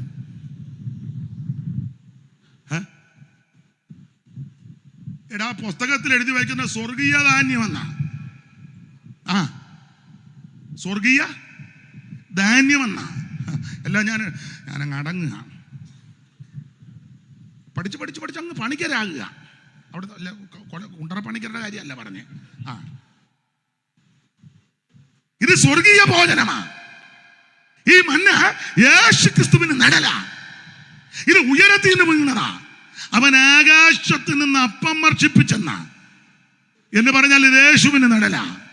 ഫിലിപ്പിയ ലേഖനം അറിയാമല്ലോ, ദൈവരൂപത്തിലിരിക്കെ ദൈവത്തോടുള്ള സമത്വം മുറുകെ പിടിച്ചുകൊള്ളണമെന്ന് വിചാരിക്കാതെ ദാസരൂപമെടുത്ത് വേഷത്തിൽ മനുഷ്യനായിത്തീർന്ന നസറയനാകുന്ന യേശുക്രിസ്തുവിന്റെ നിഴലാണ് മന്ന. ഇത് കഴിച്ചാൽ മുടിയരുത്. Praise the Lord. മാത്രമാണോ മന്ന അതിൻ്റെ പ്രത്യേകതയുണ്ട്. ഉരുണ്ടായിരിക്കുന്ന ഉരുണ്ടിരിക്കുക. പണ്ടുള്ള ഗോലി, കല്ലുവട്ടം എന്നൊക്കെ ഞങ്ങളുടെ അവിടെ പറയും. എന്തിനാ കല്ലുവട്ടം അറിയാൻ മേലെ അമ്മമാർക്കറിയാം, കോഴിക്കട്ട ഉരുണ്ടല്ലേ. സായിപ്പിന് കൊടുക്കട്ടെ കൊടുത്തേച്ച് പുള്ളി ഓടിച്ചു വെച്ചത് ഇതാരാ ഇത് ചെയ്തെന്ന്. അതിന് അപ്പം അകത്ത് തുറന്നപ്പോൾ ചക്കരയും തേങ്ങ, ഇതെന്തുവാ? അത് ചക്കരയും തേങ്ങ. അപ്പം സായിപ്പിനറിയണം ഇതിൻ്റെ ടെക്നിക്ക്. ഈ ചക്കരയും തേങ്ങ ഇതിനകത്ത് ആരാ കയറ്റി? അമ്മയെ ഇഞ്ഞ് വിളിക്കാൻ. അയാൾ അമേരിക്ക പാലം പണിതിട്ട് പോലും ഇത്രയും ബുദ്ധി. കാരണം പുള്ളി ഇങ്ങനെ നോക്കിയിട്ട് ഇതിനകത്ത് ഒരു വിടവും ഇല്ല ഇതിനകത്ത് കയറ്റാൻ. അപ്പൊ ഇത് നല്ല ഉരുണ്ടിരിക്കുക എന്ന് പറഞ്ഞാൽ അത് പറയാം. ഉരുണ്ടിരിക്കുക എന്ന് പറഞ്ഞ് നോക്കിയപ്പോൾ ഇതിനകത്ത് മുട്ടോ മുഴയോ തട്ടോ തടവോ ഒന്നുമില്ല. ഉരുണ്ടിരിക്കുക. ഒരു സ്ഥലത്തും ഒരു അപാകത. ഇവിടെ നിന്ന് നോക്കിയാലും കുഴപ്പമില്ല, താഴെ നിന്ന് മേളിലോട്ട് നോക്കിയിട്ട് കുഴപ്പമില്ല, സൈഡിൽ നോക്കിയിട്ട് എന്ന് പറഞ്ഞാൽ ആ മനുഷ്യൻ യാതൊരു ഊനമില്ലാത്തവൻ, യാതൊരു പാപമില്ലാത്തവൻ, കളങ്കമില്ലാത്തവൻ, ആർക്കും ഒരു കുറ്റവും കണ്ടുപിടിക്കുവാൻ കഴിയാത്ത പരമവിശുദ്ധനാണ് ക്രിസ്തു. അതാ ഈ മന്ന.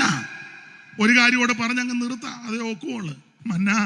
മന്ന തപ്പി ദൂരോട്ടും കിഴക്കോട്ടും വടക്കോട്ടും തെക്കോട്ടും പടിഞ്ഞാട്ടും ഒന്നും പോകണ്ട, വാതുക്കെ കിടപ്പുണ്ട്. വചനം നിന്റെ സമീപത്താ, വചനം നിന്റെ വാതുക്കലാ.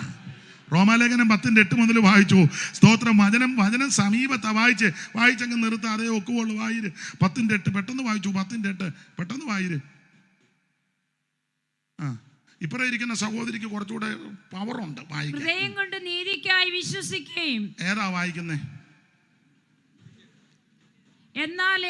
എന്നാൽ അത് എന്ത് പറയുന്നു?